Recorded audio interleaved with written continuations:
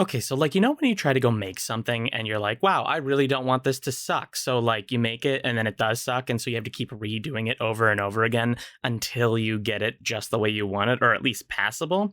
That's where I've been. And that's where these episodes have been. We are here. We're here. Anyway, this is going to be a really long episode. Enjoy that. A couple shout outs before we get started, because these new characters are included in the episode. I told you if you share us on social media, you'll get in.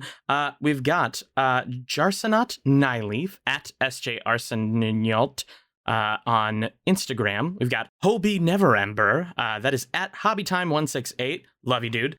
We've got Alcota Silverhand, and this is for at Lavena Staten. On Twitter, your boyfriend actually shouted you out, and we included you in the episode. That's freaking adorable. And then we've got Raspy Torenbo, aka at Raspy Screams on TikTok and I believe Twitter. Love you too, dude. But yeah, share us on social media. You will get into the episode. We are editing these. We are recording them. I think we're up to episode like 31 at this point. But it's in the editing process. We're a-comin'. Enjoy the episode.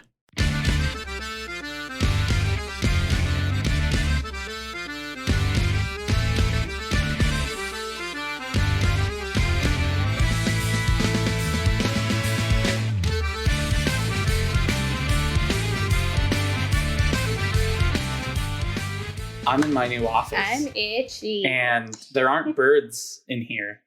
And it's quite magical, if I'm being honest. I need a back scratch. Earlier. You did hear bird earlier? Oh, yeah. Fuck, you can't escape the birds. Welcome to that big D&D energy. Just put a cover over them and the lights are off. That's too much work. Too much work. If the lights aren't off, then we won't have a podcast for very long. It is what it is. We'll go to the library or some shit. Anyway, welcome to that big D&D energy. I'm your host, Aaron Mann. We've moved recently, and this new office is fucking sick. But we'll talk about that in a different podcast. It'll be hour-long episodes, me describing the floorboards, the paint fixtures, and all of that stuff. Yeah, and it's going to be 90 episodes minimum. But let's go ahead and introduce everybody else who is less important in their plebeian apartments. Dustin Sutliff. Dustin. Howdy, everybody. How you doing today? I'm right where I came in today. You know what I did? I saw the horse. What did you do? I rode up on that bitch, and then I bucked on my way to fucking a grandma. Cheers, everybody. A grandma? What are you talking about? Oh my God. Sometimes my dad always said, sometimes I have questions. The old ones are the ones that taste the best. If you know what I'm saying? Hold on. Let's talk about the fact oh my God. How old is too old for you? Like Colt always said. Welcome back, everyone. Like Colt always said, sometimes you got to ride them till they're dead. Hey, Dustin, can we do a take two? No. Can we do a take two? Do you think I do take twos? I do take ones, this. boy. I do take ones. I do one take. Whatever comes out of my mouth, hold on. that's what it is. Oh my God. That's the magic, bro. Next in the order, What? Allison Mann. Allison, floor's yours. What? Introduce your fucking character. Hello, this is Flint Frostbeard. I'm a hill dwarf cleric by accident. And today, it's so hot in this goddamn city that my balls are stuck to my right leg, and I would really like it if they would just unstuck themselves, because there's something about putting your hand down your pants in public that's frowned upon. Stop. See, all of you who are listening right now, you can't see me giving Allie the neck chop. You shouldn't keep saying you need a ball dryer. I'm giving it. Spoken like a true man. All right, next in the order. Spoken like a true hill dwarf. True hill. Okay, we'll do it again. Nope. All right, next in the order is Scott Shoemaker. Scott, please. No. Greetings, no. mortals. Say something super fucking out there and weird and inappropriate and do it. Go for it. Here you go. Everyone, Scott Shoemaker. Greetings, mortals. This is Nezran. Hey, everyone. It's Scott Shoemaker. Very excited to be back here, be back with everyone here. And I don't have I don't need to talk about balls on the side of my legs or fucking grandmas. Or the only thing cool that I say is greetings, mortals. So hot. This is Nisran. That's it. And last but not least, and back on the podcast, we're super fucking pumped to have back on here. Just a fucking beauty. Wesley Van Hoosen. Hello. Wesley, Oh, introduce your character. hey, it's Arrows here, bitches. It's Arrows, bitch. I'm back. Eros Eldrin is back on the podcast, y'all. In order to be in the podcast, you have to tell us which grandfather you like to fuck the most. No, you don't have to do that. Nobody has to do that. Let's do a little recap and get the fuck out of whatever this is. I'm in hell. Damn, I'm in hell. I am in hell. Hot in here. Can All right, we so- turn Feels down like the hell heat? in this fucking room. Without Wesley as part of this recap, Wesley, just kind of follow along and we'll get to you, I promise. Follow the lead. But absolutely, you all managed to defeat King Zolowan Drakkar, or King Drakkar Zolowan. King Drakkar Klondike's Noir. Yes, the father of Klondike and Prince and/or now I guess King Skeed. King Yeah, Steve. and after defeating him, you managed to procure the crown that held one of the materia and escape on Gunnar Teach's ship. Klondike decided to stay behind and help his brother out with the current war effort between the Warforged and Yegong. But as you were leaving the port on the ship of Gunnar Teach, a just massive kraken came up out of the water and defended your escape on the request of your old friend, the giant dragon turtle, whose name escapes me. Shit. River. Oh, I thought its name was shit. It's Brooke. Yeah, it was River. It's Brooke. Oh, Brooke. It was Brooke. Oh, your Good dragon try. turtle Kinda friend, right. Brooke. So yeah, that's where you are now as you guys are all on the ship, leaving the view of Yegong on the horizon. You see this kraken really taking pot shots at a bunch of different Warforged ships and Warforged coming out of the water and shit like that. You can hear its bellowing roar. Yeah, something like that. Coming out of the water. But Normally that's that's a sound effect that would be added in post That was production. Normally, pretty yeah, For good. you, Yeah. dear listeners. just save me some work, I guess. I'm gonna add some weird echo effects to that and shit, I suppose. That was Flint. That Nope. was Flint standing at like the bow of the Just doing it back of the himself. boat and just like Senile old fuck. All right. I just want you to know it's really hard to spit Coke back into the can. It gets everywhere. Okay, that's good.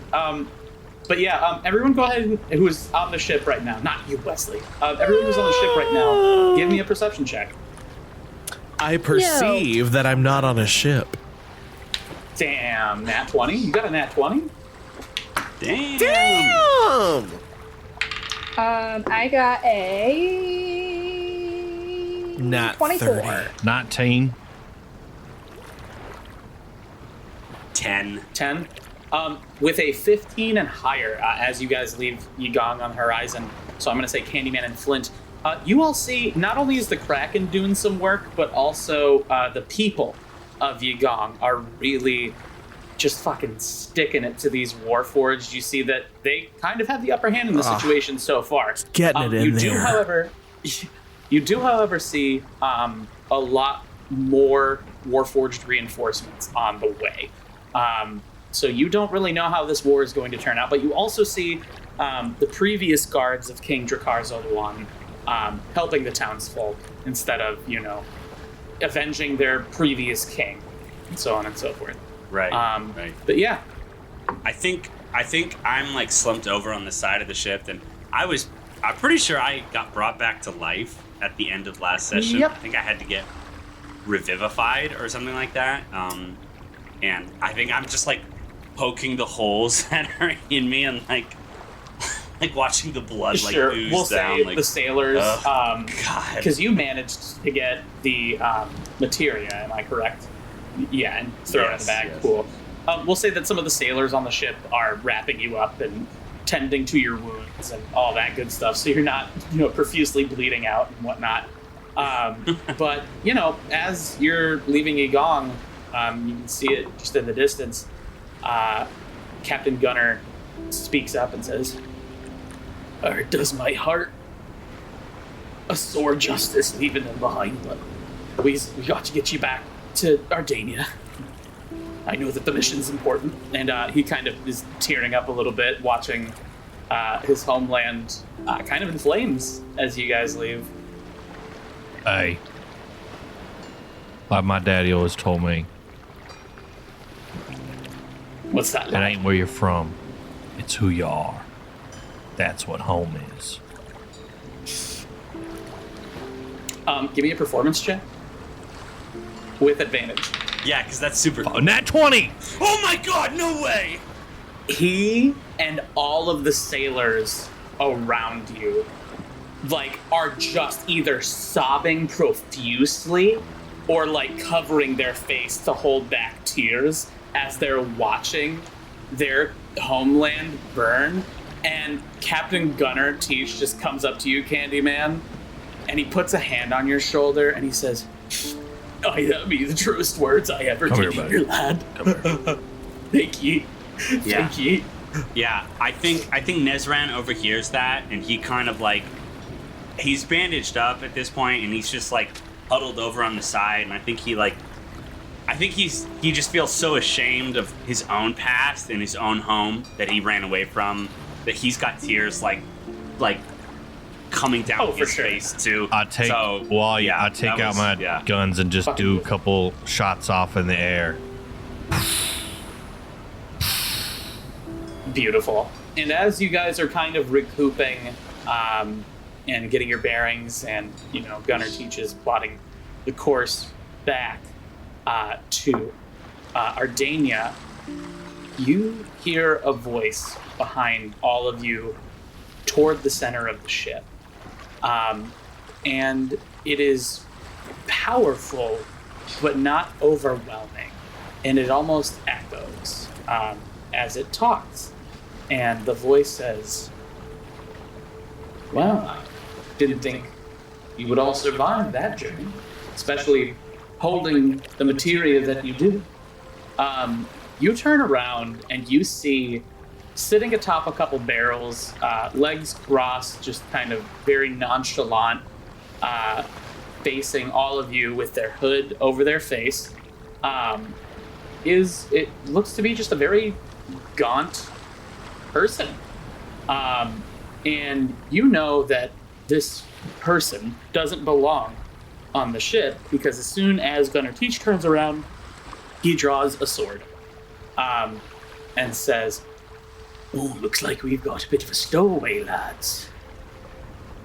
Who are you?" And the person says, "Oh, never you mind that. I'm just here for that." And it looks as though he's looking at each of you on the ship currently, Nezran, Candyman, and Flint. Says, "I mean you no harm, but I have a couple questions that I need answered. Is that all right?"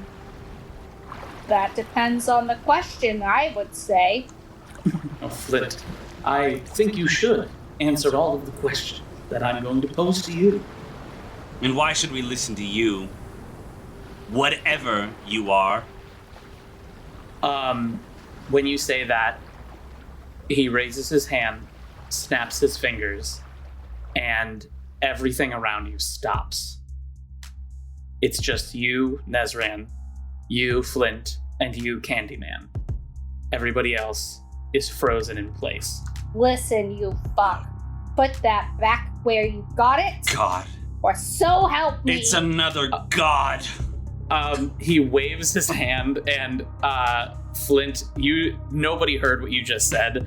There is a bubble around you, and you assume it's just silence. The spell silence. And Nezran, it's actually hard for you to get up, because where the sailors around you are frozen, what it seems like in time, it's almost like something is blocking you from getting up, and it's the sailors who are literally locked into place. So you could get up. It would be very difficult for you right at this moment. I just want to kind of push to the side and see if I can just try to crawl away and be like, nope, one god was enough. One god was enough. She gave the insane cowboy a sword, Now- and then it turned into a gun, and here we are. Are you saying this out loud? I think I'm muttering it under my breath. You're thinking, okay, cool. All right, so this person looks at you all and says, now before I let you get away with that precious stone that you carry, I need to ask, did anyone like me who could do things like this, he gestures broadly around to frozen time, give you an inkling of where that stone was? Nope. Nope. Sorry, Never seen it. we're just adventurers, Um, that's all. Both of you make a deception check. That's going to be Nezran and Flint. Candyman, I'm assuming, is just staying silent and stoic. 21. 11. Shit. I have a fucking plus 11? 7, too. Well, so Flint got a 21. You got an 11. Nezran, he looks at you and just very suddenly appears in front of you. You get a good look under the cloak, the hood that he's wearing. You can see the outcropping of a face, but it is very translucent, and it kind of like shocks you a little bit. Like, you know there's a face there, but you cannot see like a race, a color, or anything. It's just almost translucent, except for a pair of eyes that, for the moment, are just a very amberish hue, and looks at you, Nezran, on the ground as you're laying there and says, I have it on good authority that somebody led you to these stones, and I aim to find out who, for if any of us interfered with, well, mortal workings, I should say, they would be in a very large amount of trouble. Now, here's what I'm going to do. I'm going to take that stone back to where you want, to do with what you want. If I find out you've spoken to a Shera, you will be the first to go. Do you understand? His eyes are blazing red at this point. I'm not scared of you. Oh, I've faced worse than you. I used to serve gods. I used to be Nezran, someone I important. think this is where And- where we I know what darkness is, and you're not it. shut the fuck up. He puts his hand over your mouth mid-speech, Nezran, like grabbing onto your skull, Don't bite him, idiot. and his hand misshapes and forms into almost what looks like a dragon around your face, and he rips you out from under the sailors. You take 4 damage as he does this, because the sailors don't move. They are basically solid objects, and he lifts you up in front of his face and says, you may have faced darkness, but I am the darkness you entered. I am that evil. Can I hear this? Yeah, you're I fully hear him present. say that. I had my gun kind of ready to pull, and then I just slowly put it right back down into the pistol. Can I say a prayer? Under your breath? Yes. Yeah, absolutely. Almighty Argentine, we really need your Flint, help. give me while you're doing that, give me a religion check. Okay. And then Candyman, without even looking at you, while still holding Nezran point blank around the skull, he doesn't even look at you, and he says, that was a good choice. I'm like a little ashamed because I'm doing my exact opposite of my nature, and I've just kind of put my head down because I have a little fear, and I'm not sure how to express it, and I just kind of tip my hat down so you can't see my eyes a little bit. For you to pop out of nowhere. Amen. What did you get? I got a 16. Okay. Here's what happens with a 16. You're in this frozen timescape, and he is holding Nezran point blank up by the face. And you hear in this frozen timescape thunder rolling which is odd because there's nothing happening and the time is frozen. That's odd. This person looks up, looks around at the sky, and looks back at you, Nezran, and says, I won't forget. And neither will you. And then he disappears, time goes back the way it should, and you fall, Nezran, back onto the ground. And Gunnar Teach, with his sword still out, says, what the devil was that? The power of prayer, my friend. I don't know. Just get us away from here. Just go. All right, I've got, a plot laid out, so we'll get home as soon as we can. And you continue to sail all the way back to Ardania. I'm gonna let you all get a full rest, obviously, because it is a while back. And I will say that you don't run into much trouble on the seas, mostly because one of the major players of the sea, the Kraken, is in Yagong right now. Ego. Yes, thank you. So not much goes on without the Kraken knowing.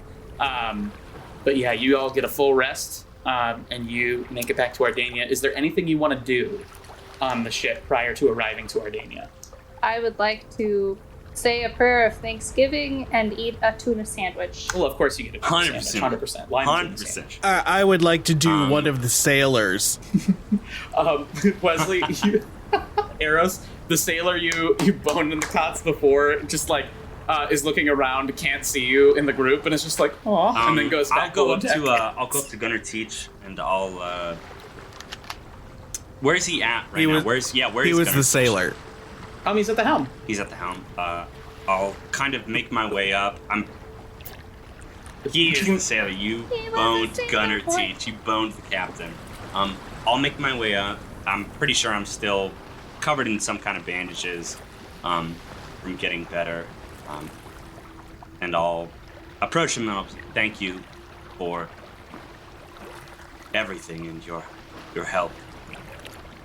Our task that we're doing, it's important, and I know you care about your country, and I know you care about, well, he seemed like a son to you. That he was, lad, that he But was. what we're That doing he is important, is. so thank you. But I can't keep him on the ship forever, no, can I?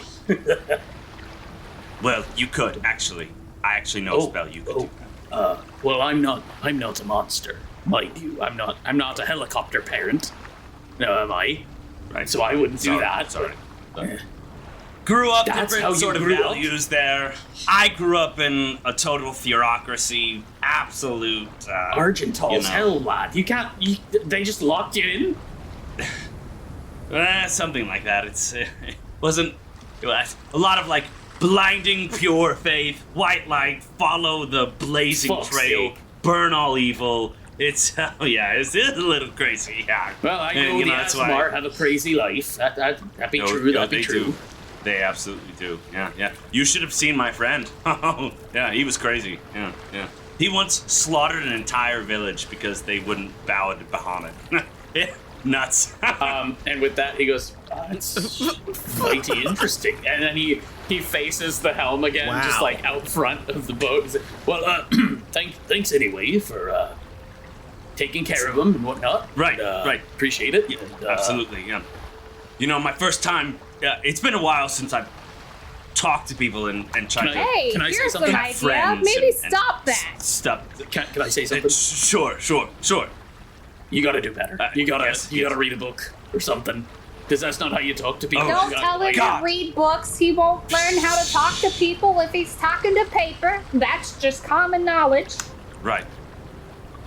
Okay. Where did I go wrong in that? Telling me about the slaughter. When you open your Oh, mouth, yes. sweetheart. It was a lot. It was a lot. Yeah. Sorry. Not a. Okay. All right. Well. Don't get me wrong. Fine. I've had some times in my heyday, but I don't go around telling people about that mishap. Right. So, and I just like there's a really awkward silence between me and Gunnar, and I go, bye, and then I just walk away. Candyman, do you do anything? I kind of over the edge of the is it a boat or a ship?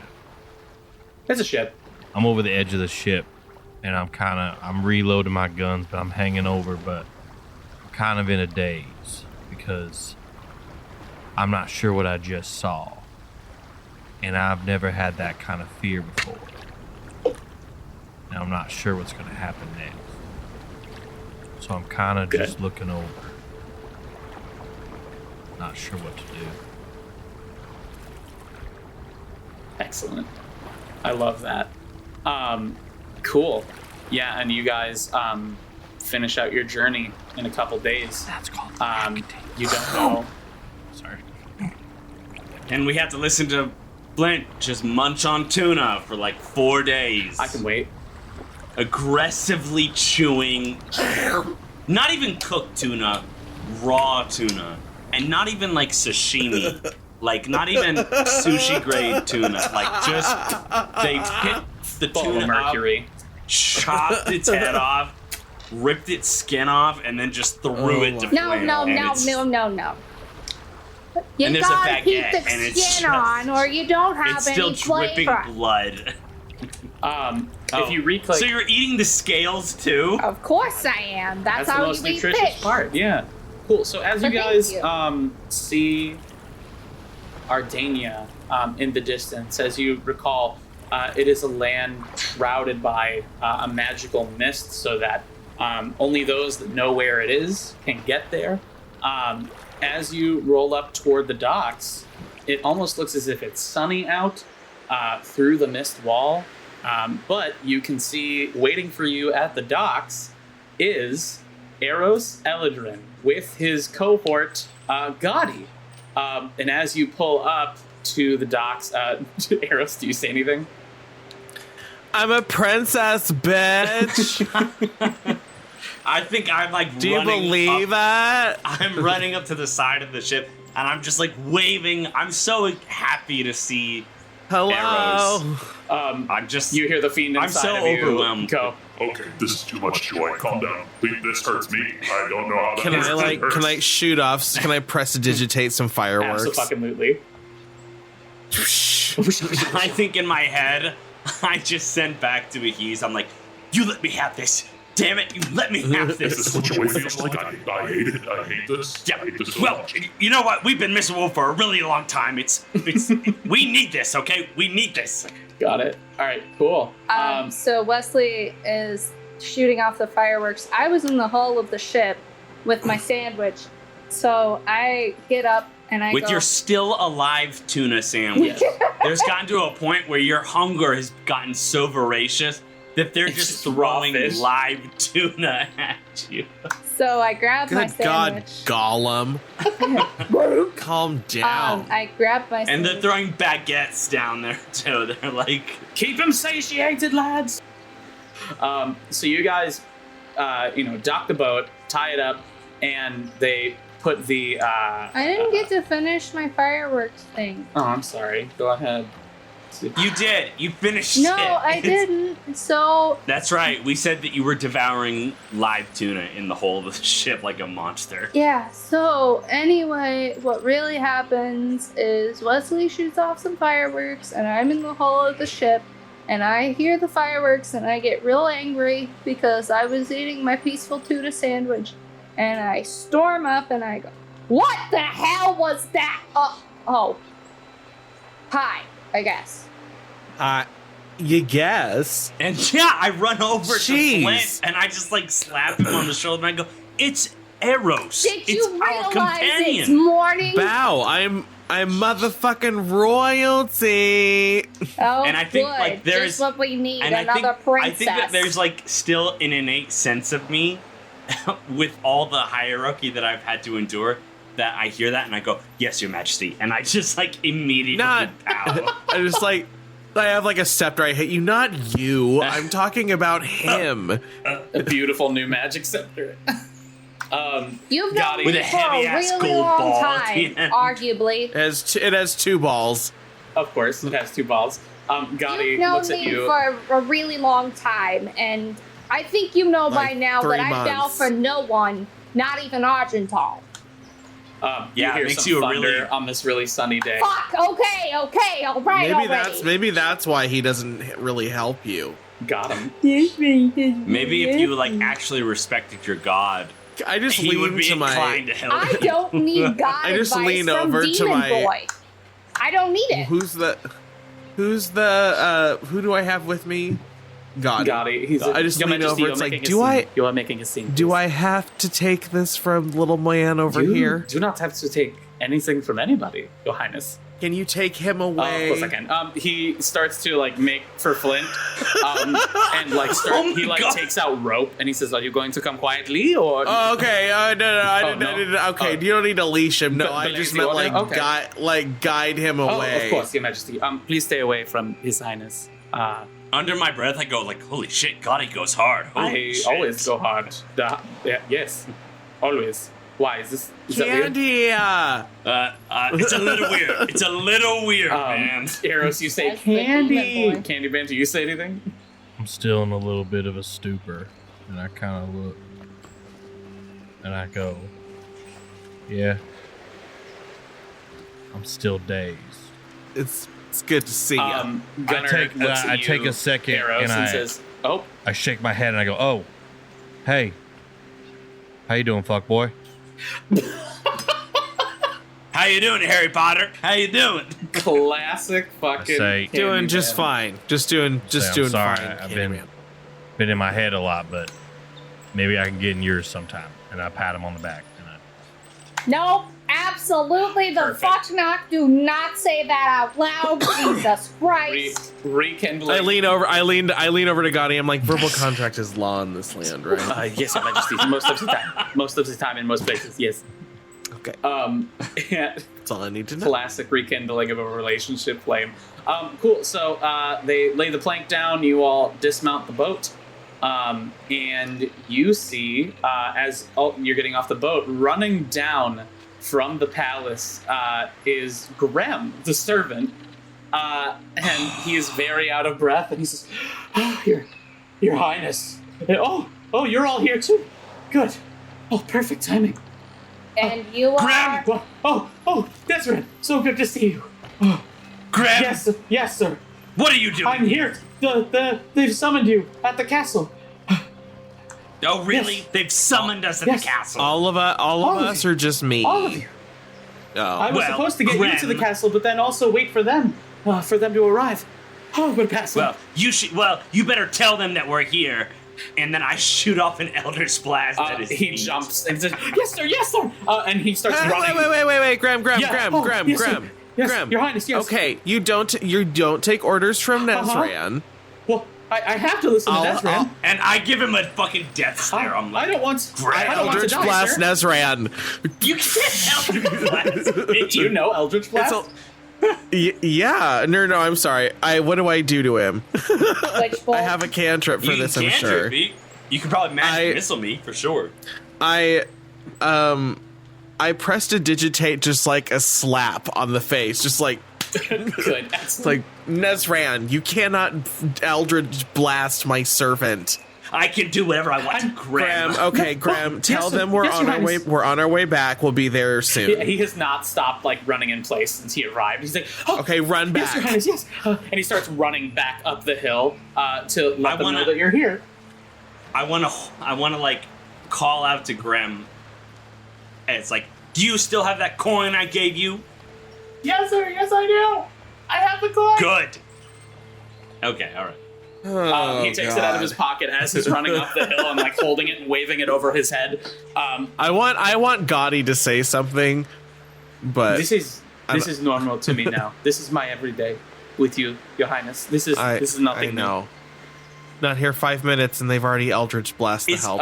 You Is notice Graham everybody your- around the docks is has just Graham been like your servant? watching. He serves my castle. No, Grem, Grem he is actually the serves servant of who am I thinking of? King the king. Jacob Mormont III. Yeah, King Jacob. Oh. Yeah. Jacob, if you're listening, shout out, bro. Shout out indeed. Am I like borrowing his castle for the time While being? you're here, yeah, you're basically like a royal like guest. Oh, then never mind. I mean, he's a king too, so that's true, but I feel like I would rather give him orders. I thought it was. He's very my orderable, castle. very. oh my Very god, great energy. fucking high elf superiority is setting in, dude.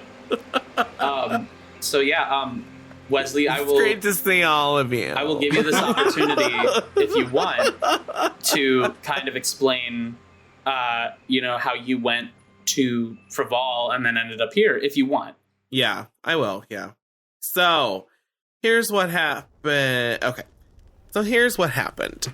Well, there's a war going on, and so I was brought back to Frival to aid in the war. Unbeknownst to me, I am the heir apparent to the throne. So I am the prince of Frivola, and I'm also supposed to be the prince of Andia, which is like our neighboring. Andia, so your Highness. Andia. Andia, What is it? with an A. I said that. No, you said India. I don't know what I that said is. Andia. Yes, that is good. That is perfect. Andia. Yes. And Frival, yes. With the Taj Mahal. Aaron. With the In Taj India. Mahal. Yes, one of the great monuments of Frival, Yeah. the Taj Mahal. Yeah, I know where we are. Of God, India. Jeez. I got here and I told them about y'all, and I was like, hey, I've got some kick-ass friends that can do a good job. They are so kick-ass, yes. Yes, thank you. Got Thank it. you. And Got You're welcome. and so I also noticed that there was some enslavement, I guess is a way to put it, of elves and wizards who had attuned magic, and they were being used by the government of Andia. Well, Your Majesty, anybody that uses magic, Andia basically, to a certain extent, Well, enslaves yes, them. it's now it's spread to anyone with magic, and also there is a refugee crisis happening in the lands now because people are trying to escape from there to here, and they are, it's a war. It's anything you would see in a war, and it's no fun, but That's how people describe war. It's just no fun. It's not fun. a real I thought bummer, some would say. Yeah, I got to have a cool dance and a dinner for like a day, and then they're like, by the way, you're the prince and there's a war.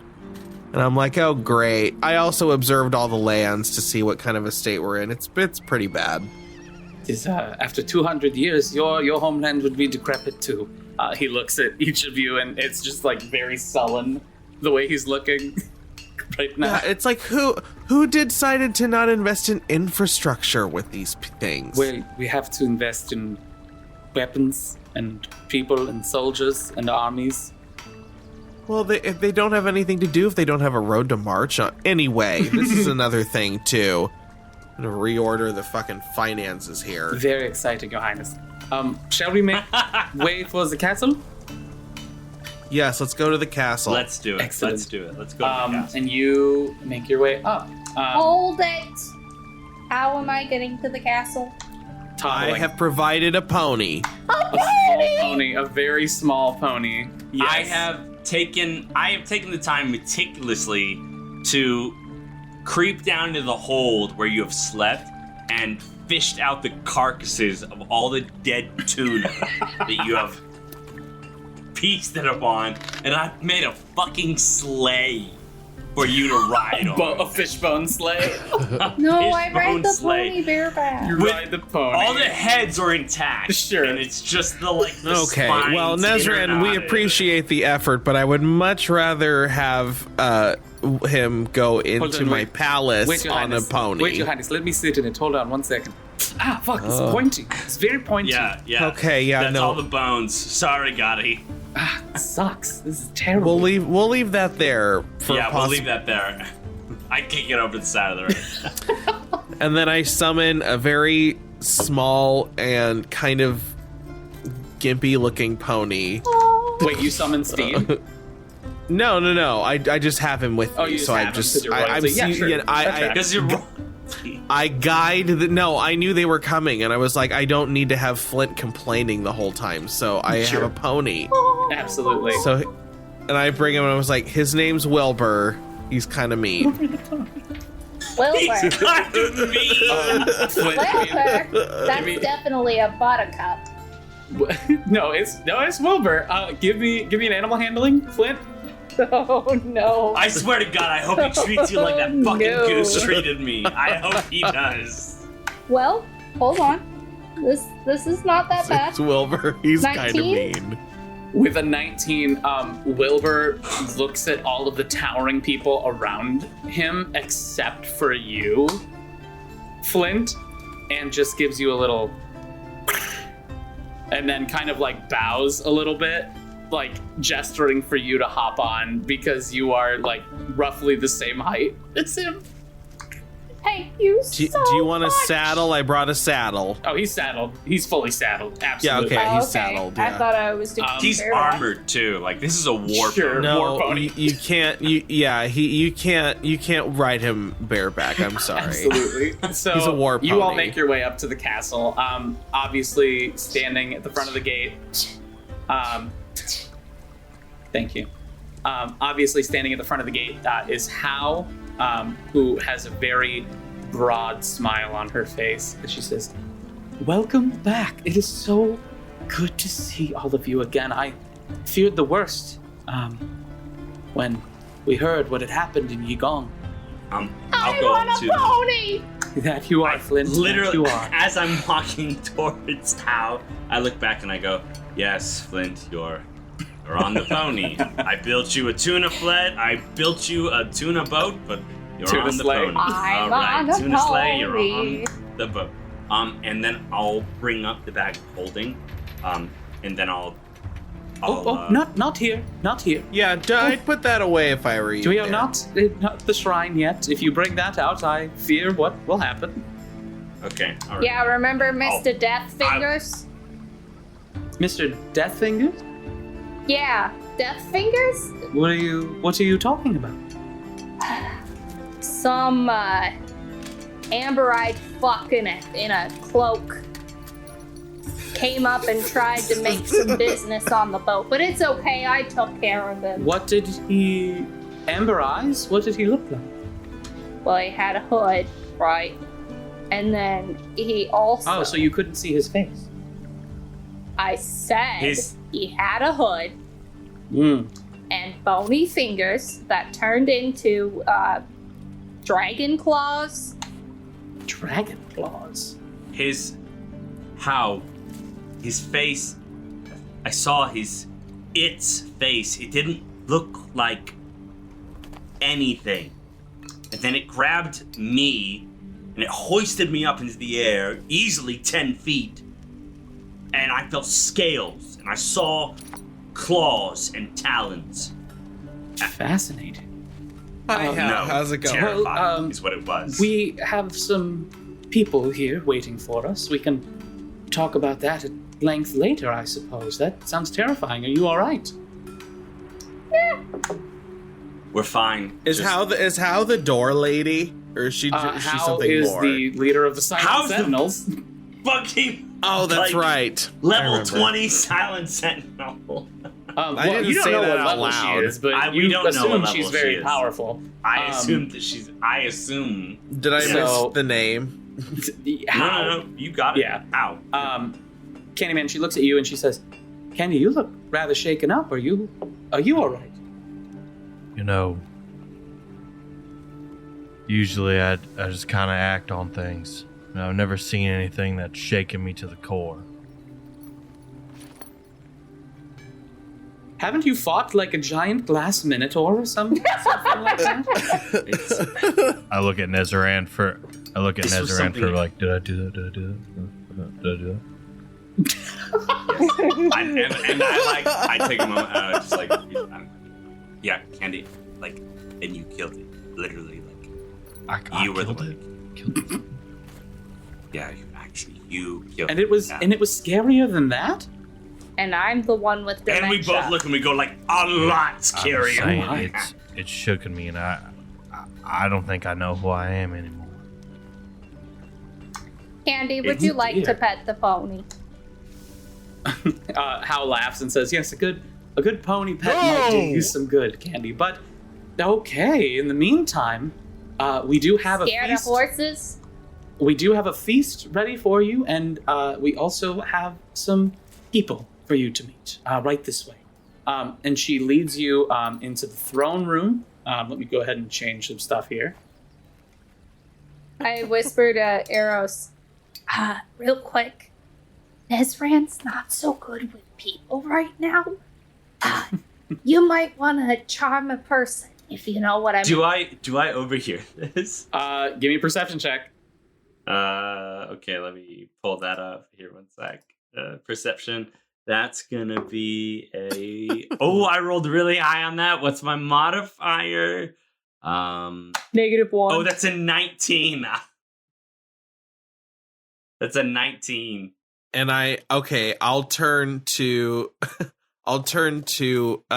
Flint and say, I'll believe that when I see it. And I walk away. Okay. Don't say I didn't warn you. So you all enter Ardania Castle, and the map is a little zoomed in. So if you want to zoom out, it'll give you a better picture of what the throne room kind of looks like. In the center of the throne room, it's just laden with pillars all around the room, around the outcropping of the room.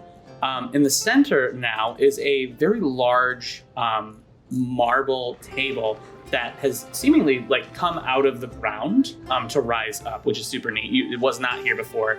Off to the side, you see Grem kind of sitting, catching his breath near a table full of food and drink, water, ale, you name it. Wine is there, 100%. There's greens, beans, Yes. Wait. potatoes, Why tomatoes. are we eating in the throne room? I will describe why in a minute. So not only is Grem catching his breath by the table, you also see Gundren, who is kind of just filling a plate full of food, who sees you all come in, and he waves hello and says, "Oh, it's good to see you all back. It's so good." Feel like Graham would be like, "Don't take all the cold cuts." And I look over at Grandma. I go, "You fucking save pepperoncini for me." So, of course, sir. Of course. And you not only see that, but the table in the very center of the room that I said rose out of the floor, you see a grouping of people sitting around it, including, Jacob Mormon III, with his son Kit Mormon behind him. They are all just talking. It's not really it doesn't seem like a very jolly occasion at all. But as you enter the room, they all turn to look at you, and you see a variety of different people. And Hal says, "I would like to introduce you all to some very influential people that have been waiting to meet you for some time. I will start on the left and work my way around the table. First, we have Lady Alcota Silverhand of the Harper's faction. You see a very tall, dark-skinned human woman with long, flowing white hair and beautiful silvery blue armor. And then hewn in the center of the armor is the insignia of a harp. Standing with her is Sister Garail, which you probably don't remember who Sister Garail is, but you met her first in Phandalin alongside Malik Baldwin.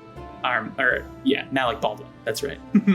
Alongside them is Sir Jarsanop Nyleaf of the Order of the Gauntlet.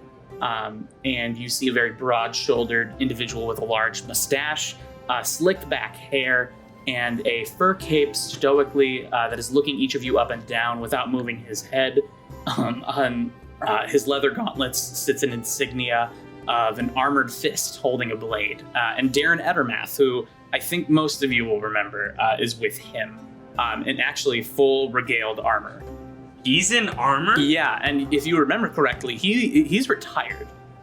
So he is just fully decked out in armor, with the same insignia donning the pauldrons of the armor. What was his?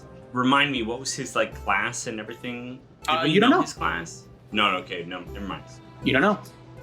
Next, we have Lord Hobie Neverember of the Lord's Alliance faction. you see a blue-hewn water genasi adorned in very fine silk and jewels, and he bows his head in reverence to you. Standing behind him is Malik Baldwin, of course, who you, I believe, do know is a member of the Harpers. Yes. As well as Good. Warlock. I bow to them too. Yeah, I'm absolutely gonna be full on respectful bow. Yeah. And last but not least, of course, we have Raspy Torenbow of the Emerald Enclave faction. And you see like a really scraggly young half-elf that is dressed in furs. It seems to be almost like half asleep in a chair. Jostles up, makes eye contact with all of you, and then gives a very guttural, almost animalistic grunt. And behind him stands Hamrick, and the only person here, I believe, who's met Hamrick on the airship to Phandalin was Candyman. Well, no, Hamrick was the old And weirdo in the closet, right? Yeah, Yes. we all met yeah, him. actually, because yeah. we all followed We all met him. Candy into that room. Yeah. that's right. And he was a dick to me. And as you see Hamrick standing with Raspy Torenbow, he looks at all of you and he coughs up what seems to be some leaves without breaking eye contact. And like that's how they greet you, I guess. And then towards Coughing up what? Leaves. some leaves and okay. twigs. And up at the front of the table, obviously, King Jacob Mormont III sits there and he says, "And of course, you know me, King Jacob Mormont III, ruler of Ardania and keeper of the Silent Sands." Just in case you forgot. He gives you all a very deep bow, just like so deep, like almost touching the floor. His nose pushes against basically. the floor. When he's Very not looking, deep, I bow and- my butt first to him. No, I'm just kidding. Of course. And Kit is just like so embarrassed at how deep this bow is, and he's like, "Oh my god, Dad, stop." And Hao says, "Each of them has come here seeking, well, your fellowship within their factions." And Darren Edermath actually slams a mug full of ale on the table and says, "Don't be modest, Hao. Listen, you crazy bastards. Everybody here came together to join forces and try to defeat whatever the hell these Warforged are on every front. We've all heard how you took down a Titan and got away with your lives. Each group here wants you on their team, basically. Is that true? You took down a Titan?" Candy, did we take down the Titan? I mean, the son, the premier son of Hustan. Who else could take down the Titan, right? They all give me a performance check, and then Wesley, you Yes. raised your fan hand. Whenever. What do you have a question? No, I have a statement. Oh, okay. Whenever Scott's done. Actually, do it with advantage. Oh shit. Okay. Okay, so that first one's a 15. That second one's a 2. So we're gonna go with a 15. That's a 19. Yeah. Oh my god, yeah. Sure. So like you say that, and everybody kind of shoots their glances at Candyman, and they're all kind of like whispering in low hushed tones to each other. And Adamas says, "I, the person who rescued T-Hoss in our presence." And he gives you a Thank pat on you. the back, Candyman. We took down what was in front of us, but we don't know what lies ahead. Aye, that you did. Can't believe you took Oh. down a Titan, lad. Titan's That's no one small thing. feat. But a god's another. When you say that, Hao interrupts, Jarsanat interrupts, and he says, "Darren, calm yourself. But yes, the old man has the gist of it. We are each vying for your approval, I suppose." And then What did we do? you fought a Warforged Titan and Yeah. won and rescued T-Hoss and Yeah. made Did it we? made it out Yes, of a we war also zone. fought a fucking in demigod Yigong. and won. There was water. Like, There was well, we water. fought a god there was in lots one, of okay? water. Like, There not just was a a demigod. spider in another. And then there was the room with the mirror. He hears Edermath hears you, Flint, and says, "Oh, it seems like your mind is still going." And he laughs really hard. I have dementia! And he shoves a drink right at you, Flint, and says, "It's all right. Nothing a little mead And can't I solve." go, those curse my I agree. Argental. Thank you very much. Praise be it. Praise be indeed. Are that way. Yes. Alcoda from the Harper stands up and says, "We could all use people like you among our rank, heroes and the like." And then Hobie from the Lord's Alliance stands up and says, "Here. No, wait, that's not his voice. Hold on one second. I gotta pick so many different fucking voices. Hobie stands up and says, "Here. Then Raspy stands up while Hobie stands up, kind of mimicking him, and just like grunts. He just grunts. He doesn't say words. And then Hamrick comes up from behind him and says, "And you better pick mine, because it's the bee's I knees." haven't had a chance to talk. You. Bees I am have a knees, damn you know. prince, and I haven't. Oh, but of course, Your Highness, says Thank you. Hal. What I've would prepared you a like to say? PowerPoint. What Just is look at the a screen. PowerPoint? So There's a I've ju- screen? What am I looking at? What is sorcery? I just have like crudely drawn crayon photos of the whole team. On like big, Johnny's holding them, and he's pieces like, of slate, Yeah, it's like- on Graham big, is holding like them. black granite. First Gotti and Graham are just up, holding him. Nezran. Super cool. Eldritch blast the fuck out of things. Number 2, Flint. Flinty Flint. Yeah. Flint is an old, grumpy man who can't climb stairs. And finally, Candyman saved And you Tejas. have a That's tiny the penis. team. We're right for the No. job. Whoa. I can manage them. My name is Eros. Thank you for hearing me today. They all clap a little bit. I said thank you for Just like hearing football me claps. today. They just start I clapping said thank you harder. for hearing me. Yeah. Damn. I shoot off like some blast. I go, yes, Your Majesty, yes. That has been my PowerPoint. How says thank you so much, Wow. thank you so power. much, So Eros. many That was- points. Eros. That was wonderful. Thank Damn you. right it was. Normally, we would have a representative from the Zentarum, but, well, you remember their betrayal in Prath. You don't have to pick right now, obviously, but I urge you to ask questions and think carefully about with whom your morals align with the most. They will be helpful in each of their own rights. What the fuck is this? Rush Week? I I've already suppose you could call joined. it. That you've already Yeah. joined a group? Who have you joined? Your The Lord's Alliance. The Lord Hobie Never Ember looks at you and says, "Oh, I did not know.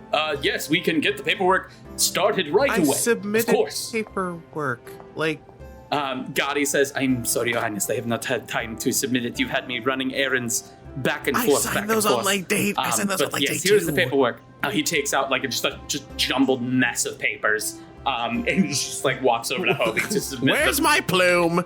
And Hobie says, "Right, we will get this processed right away." Well, either way, I'm with you guys.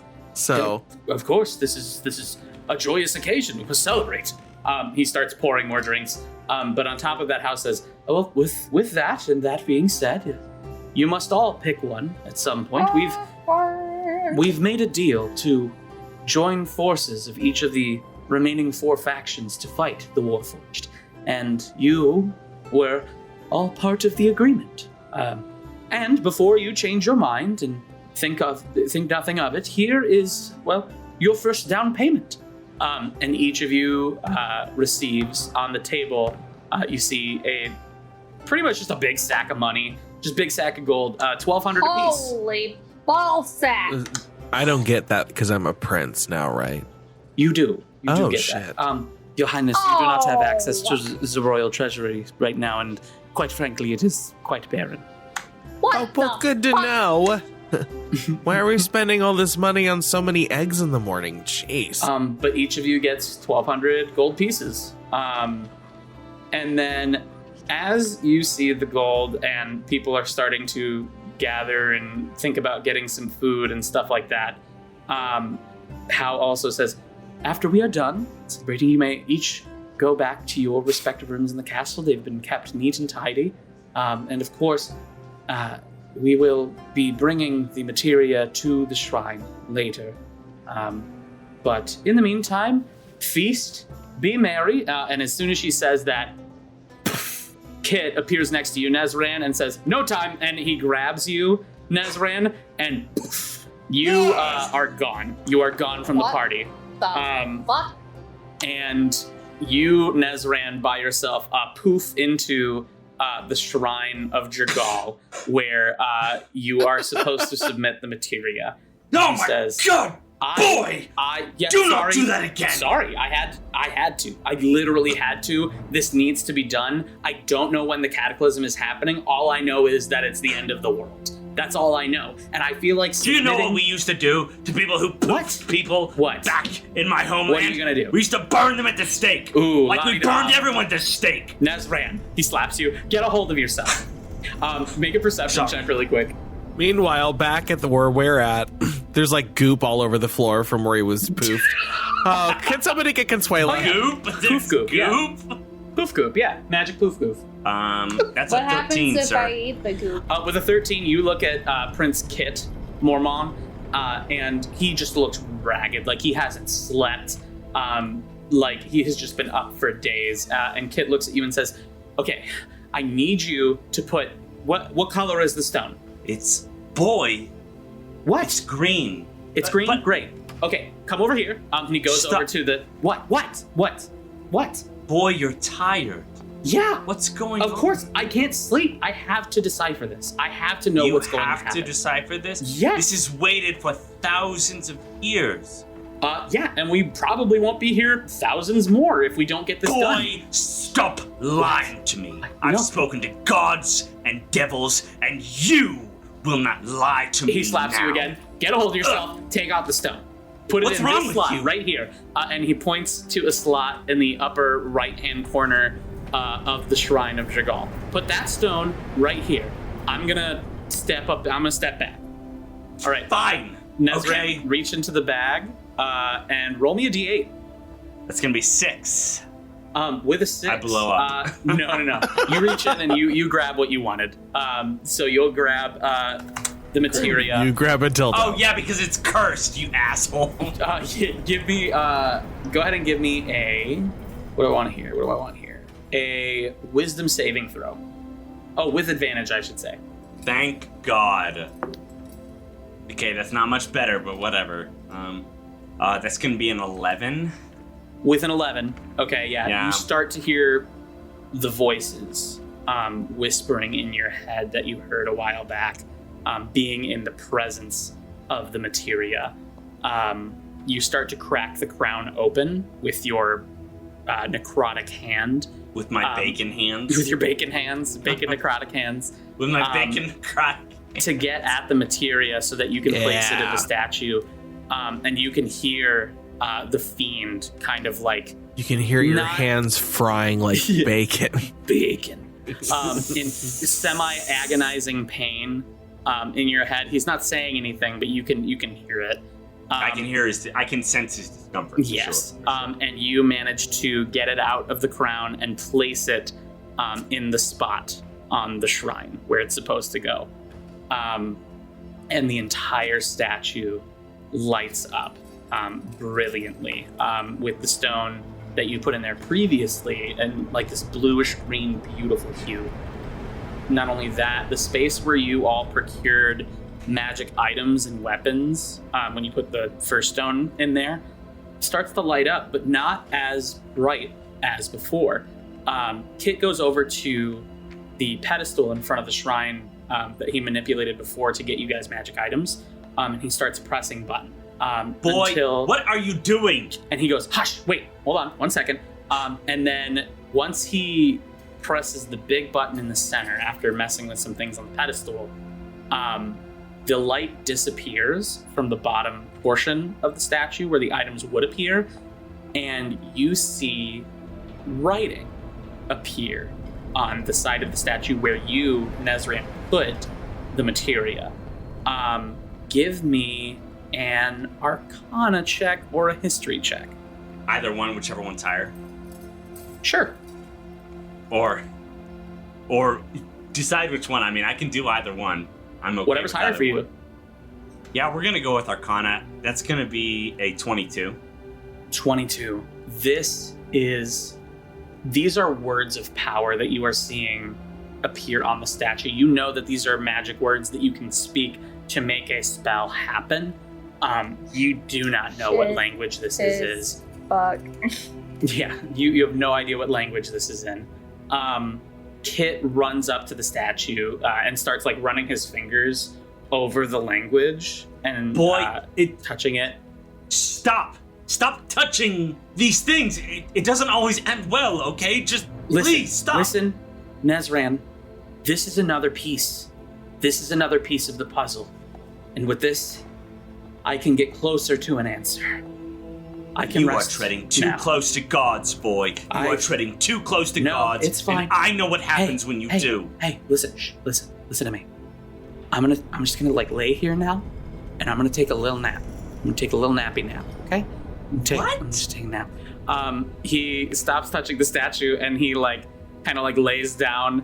You see him like pull from like a crevice near the statue a little blanket and a little pillow, and like he just starts to like. Boy, does your father know about this? Yeah, he's cool. He knows. He's got it. He's cool. Yeah, he's hip with it. Cool. Yeah. No, we're good. Oh my God. We're good. Listen, you are not responsible, young man. You are not responsible. No, it's fine. It's fine. This is the least I can do with you guys. You're going out there and risking your lives. Anyway. Do you need water? Do you need food? What's happening? Tell me. What? No, I'm good, man. Listen, you go back upstairs to the party. I'm gonna be here. I'm gonna take a little snooze, and we'll connect later. We'll connect later, okay? I'm gonna take a nap. And he just like conks the fuck out. And that is what happens at the party.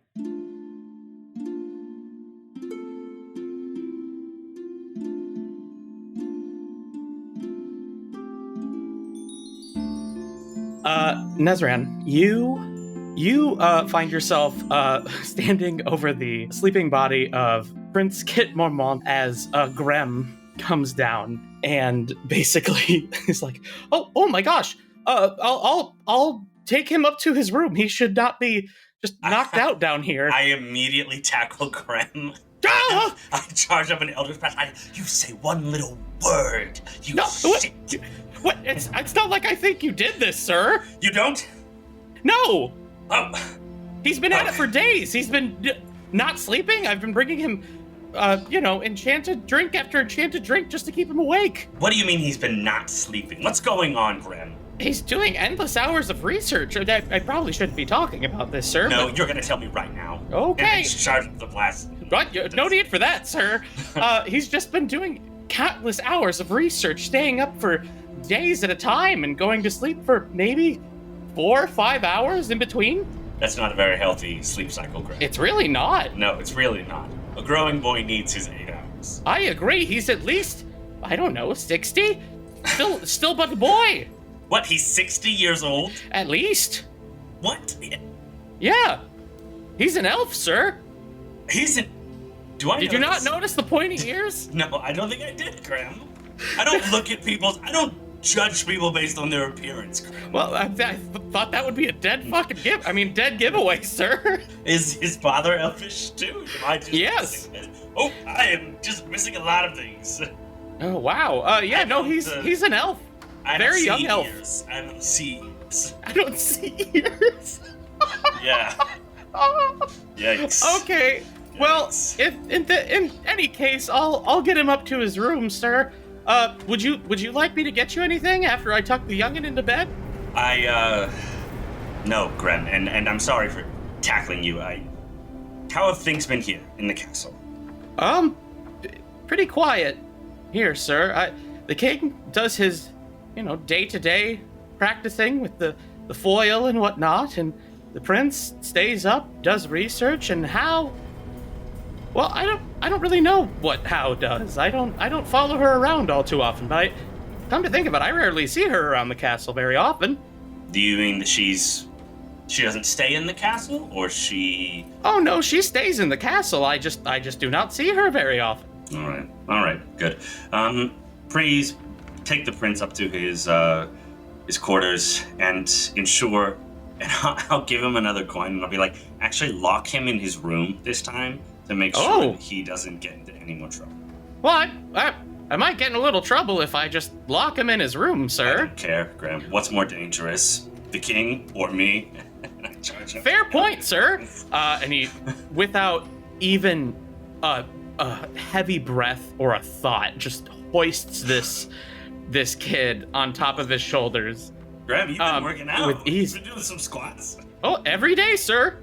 Well, they're 400 good. squats. 400 squats. Yes, sir. Oh my god. Wow. All right. 400 squats, 400 sit-ups, 400 push-ups. Are you jacked underneath that baggy robe, Graham? Yes, sir. He actually hoists the boy onto one shoulder, and does that model, shirt lift, just tuck lift, and he's got, the deepest fucking V. And they're just, cut. He's just so got, cut. It's oh my god. I'm seeing an Muhammad's 8-pack. gaze again. He's short. No, sorry. He's tall for his race, but, he's got an 8-pack still, which is, they almost touch his pecs. It's very unsettling. Graham, I am both impressed and disgusted at the same time. Thank you, sir. Yeah. Okay, be gone. Okay. And then he he rushes up the stairs, no sweat. Just no sweat carrying this kid. Under my breath, I'm like, God, I'm out of shape.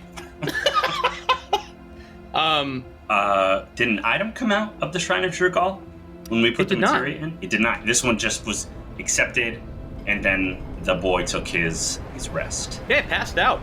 You do notice he did not futz around with the panel standing out front of the Shrine of Shurgal, which is what you would assume has something to do with it. Can I go over and just kind of inspect the panel? Absolutely. Go ahead and give me a investigation check. Okay, I need to pull that back up here. That is gonna be... Come on, Nizra. I am proficient in this. Gross. And I still rolled like dog shit. That's an Hell 8. yeah. That's what we love to hear. Makes the story super interesting. Ooh, I love it. You investigate the panel. It is a very large circular panel with many gem-like buttons with grooves running in between the stonework from gem to gem. It almost looks like a star chart, but you have no idea how this thing works. Under my breath, I'm just like, Kit, you fucking nerd. Yeah, no, for sure. You get the impression that it would take months, years to decipher how to use this thing. I will quiet my mind and I'll dip down into my center and I'll try to commune with the Hees, and I'll say, Hees, does any of this look familiar to you? Do you know what this is? Give me a religion check. Oh, that's a 21. 21? You hear Hees quell from the depths of your mind say, I may. You met. God, don't be cute, Hees. You either know it or you don't. Oh, you think I'm cute? I don't think you're cute. I think that you're a parasite on my soul, and Fair enough. I wish I had never done whatever I did to put you in there, but here we are. Do know how to use this pedestal, but I must warn you, now that we've put another one of the materia inside of the shrine, it will draw power from that materia, lessening the final use of what happens when we gather all of the materia. I don't think I want to do that. That being said, it might be a fair trade-off for what you get in the interim. How selfish is Miss Rand? That's a good question, Nezran. That's a good question. You're probably alone right now. Oh God! In his alone, and he's not. He's been on such a good track though. You know what I'm gonna do? I'm gonna roll. Do you have a D20 with you, sir? I do have a D20. Can you give me a blind D20 roll? If it's below 10, he attempts, and if it's above 10, his more angelic side wins out and he walks Okay. away. Here we go. I got an 11. I take my hands off and go, "He's you sneaky bastard. I don't know what you're up to, but it's not going to work, at least not today." And I will march right out of there. Perfect. Yeah, you head back up, and we'll fast forward through the rest of the banquet. Mhm. Drinking is had, food is had, servants back and forth through the kitchen, smells of pies, pastries, meat, vegetables, the works throughout I'll the go whole over, night. if there's a moment, I'll go over to King Jacob Wilmot and go, "Do you know your son has had a really hard time sleeping? Ah, yes, the inquiring mind never sleeps. And you're okay with this? You're okay that your son is getting literally course. less than 4 hours of sleep a night?" Of course I am. The inquiring mind never sleeps. I can think back to my old younger days of when I wouldn't sleep for sometimes weeks at a time back in my day. Were you foiling? Were you fencing then too? Oh no! This is in my later days. Something of a hobby of mine, and I'm quite good at it. And he picks up a baguette, which is just like rock hard, and it just like jabs you in 3 spots within a matter of a second. And it's like, I'm getting pretty good, if I do say so You're myself. really good. Do you want to come with us? Do you want to fight with us? Oh no! I'm king of Ardania. I have to watch after my people, of course. Now, mind you, the shroud holds up at all hours of the day, but worse comes to worse, and they manage to break through the shroud. I must be up at the forefront of the forces, taking care of business, so to speak. Yes, taking care of business every day. Every day. Your Majesty, what has Hal been doing? He looks like he's about to answer, and then pauses for a moment, and then says, I haven't quite the faintest idea. I know she heads the operations for many of the missions that we send our soldiers out on, but other than that, I don't know. She has a room at the castle, of course. Other than, heading missions and healing people throughout town from time to time, I don't see much of her. Why? Why do you ask? I was just curious, Your Majesty. It seems that someone of such a distinguished role and of, as you said, a very high and important purpose should be seen at a fairly regular basis. When was the last time you saw her? Well, to dinner tonight, obviously, but prior to that, let me think. Oh, I saw her at a local chapel of Argental, giving healing to the local townsfolk on one of my walkabouts. So it's not like she's been just disappeared. She's not been gone. Oh, sure, I don't know where she is at all hours of the day, and usually she's readily available when I call for her when I need something, but other than that, I haven't noticed anything peculiar. That's good to know, Your Majesty, and with that, I'll take a bow. And I actually want to go out from the hall, and I want to go out to, the courtyard, and maybe just start to make my way down into the city proper. Sure. It's definitely getting to be, I will say, about nighttime. So, there's torches lit everywhere. Inns still haven't closed yet. Bars still haven't closed yet. There are certain shops that are closing up, but you do notice some that are open. Do I see candy in any of them? Give me an investigation check That's or a gonna perception check. Either way, whatever's. My investigation is higher, and wow, digital dice, guys. For those of you listening, don't roll with them because they suck. That's Suck. 6. 6? Yeah, no. Candyman got drunk as a skunk at this event, and then just left. He just Irish goodbyed, straight up. He's just and you have gone. no idea where he went. You Where he tried to is. pick him up on the smell, just the scent of how drunk he was, but you can't Okay. find him. If that's going to be the case, I think I want to try to make my way to. I'll maybe try to flag down a town crier or something, and see if there's a temple district. And I want to try to make my way to a temple of Bahamut. Okay. Yeah. I won't even make you roll for that. There are local guard posted everywhere. Not so much town criers, but guards here and there. going about the town, keeping the peace, all that good stuff. You run into a couple that point you in the direction of, it'll be more toward the east of the town on the outskirts. There is a, for lack of a better term, religion district, so to speak, with temples just lining kind of like a cul-de-sac area, building by building. And within the midst of all of this, you do find what looks to be kind of a shrine, not so much a temple, a shrine to Bahamut. I will say more, you thought it was a graveyard at first, to be honest, but it is literally just like odds and ends of statues that signify different gods and goddesses that didn't very cool. earn the place of a full-on temple, but like they are kind of lined up almost like tombstones, but they are statues dedicated to each. And you do manage to find a statue of Bahamut.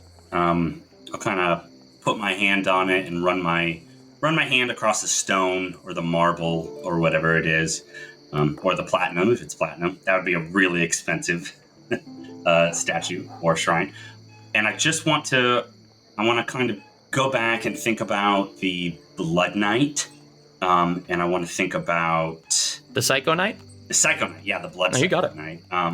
And I want to think about the last image that I saw when we were in the Fae of all of my friends or my former colleagues kind of writhing in pain before that image was shut off. And then I guess I'll do a little bit of a feeler if he's is like how he's reacting to me being around a deity that's probably antithetical to him. Interesting. First, what I want you to do is give me a perception check. Okay, perception. That's going to be do better. Wow, fucking hell. 6. With a 6, I need to go get my actual dice. You don't notice anything. You roll for me. 100%. You don't notice anything out of the ordinary, but I will make you to try and to suss out how he is feeling. Go ahead and give me a because I'm definitely not insight. Like asking his opinion. Give me an insight check. Yeah, insight. Oh, that was so close. That's a 3. Oh my god. Absolute emptiness. Like you don't even know if like you were to talk to him if he would be there right now. Okay. I think I'll just again kind of stay by the shrine for a little bit, and I think a little bit of sadness comes up as I think that I might have had a home wherever I came from before this, and that I had friends clearly, but it seems like I betrayed them, or I made some sort of deal when I shouldn't have, or something happened. Did you say you ran your hand on the stone? Yes. Mm-hmm. Give me another perception check, because Okay. I would have made you roll that with advantage. Okay, this one's better. That's a 14. With a 14, you are running your hand over the stone, and it turns almost like to, not the whole statue, mind you. You feel dust surrounding your hand as you're running your hand on it. And you look at your hand, and it is filthy, just absolutely filthy, this statue. So you go to kind of rub your thumb on it, and you notice that underneath this grime and grit, there does seem to be... And Graham. Yes, sir? No, get out of here. Get out of here, Graham. This is character moment. It's a sacred place. Your abs have no place here. You do notice that the statue is actually not made of stone. It is made of, and it's not really platinum either, but it is definitely a shinier material. And as you're kind of rubbing it just to get a better glimpse of what this is, you look at the offering plate below the statue, and every single one of the statues here has some sort of offering area or plate or something of that nature. Bahamut's, when you were walking up to it, the bowl looked bone dry, but you look in the bowl and you notice there is a single platinum piece in there. I'll pick it up. You pick up the platinum piece? Yeah, I'll pick it up. Okay. Give me a religion check. Oh, come on. Okay, finally, we're doing a little bit better. That's a 22. You start picking this platinum piece up, and you feel he's stir a little bit in the back of your mind. You don't know like what he's feeling or what he's thinking, but you definitely sense the presence of a he's here. You know that taking this I will give you this with what you rolled. You know that taking this platinum piece is fairly against what you know your religion to be, of like offering something to Bahamut in order to get their good graces, basically. But you are just standing here holding this platinum piece. God. It's so much money too. Take it. I don't want to take it. You need it more than this empty statue does. You and your team. You might have a point. It's not even platinum. Everyone knows that if you're going to put up a shrine to Bahamut, that you make it out of platinum. You know, you might also be going shopping soon. Who knows? But Oh! this could definitely be of some kind of use. If I take this, and I don't know if the Platinum God is watching, but I've already damned myself so much, and I don't know why I have. I woke up with you in my head and visions of blood and fire and darkness and my friends in pain, and then I had to run and everyone else I knew hunting me, and I don't know if I want to make that worse. What's he gonna do? Huh? Really think about it. Gods are not allowed to interfere with mortals, accustomed to their own rules. Fuck them. You're a god too, Ahiz. At least I think you are. You know nothing about me. No, I don't. And it bothers me every day. And with that, I will pocket the platinum, and I'll take a few steps away, and I will, I think with like just the nasty feeling in my stomach, just get out of there. You start walking away, like out of the little religious district of Ardania, and you hear a thud. What the fuck? Just like a really loud, crackled thud as something hits the ground behind you. You turn around and you see the statue of Bahamut. One of the wings has fallen off. And then you see that happen, and you watch as the second wing of Bahamut falls off. And it is just like this wingless Bahamut statue sitting there. Oh no. That's probably nothing. That's probably coincidence. Oh, that's probably nothing. Yeah, that's probably just a coincidence. Oh, what are you, the god of coincidences now? God, fuck, maybe, fuck. Yeah, fuck is right. We should probably, go or whatever. Yeah, we probably should go. Okay, alright, we gotta get out of here. Then you start walking out of the religious district. I want my wings back, Ahiz. I want my wings back. Yeah, well, you can take those because they just fell off the fucking statue out of nowhere. And with you, all I have are these bony things that come out of my back, right? That's all I have. Fuck. Oh god, this was a terrible choice. Why did I listen to you? Wait, listen, we got a whole platinum piece now. It'll be fine. We got money to burn.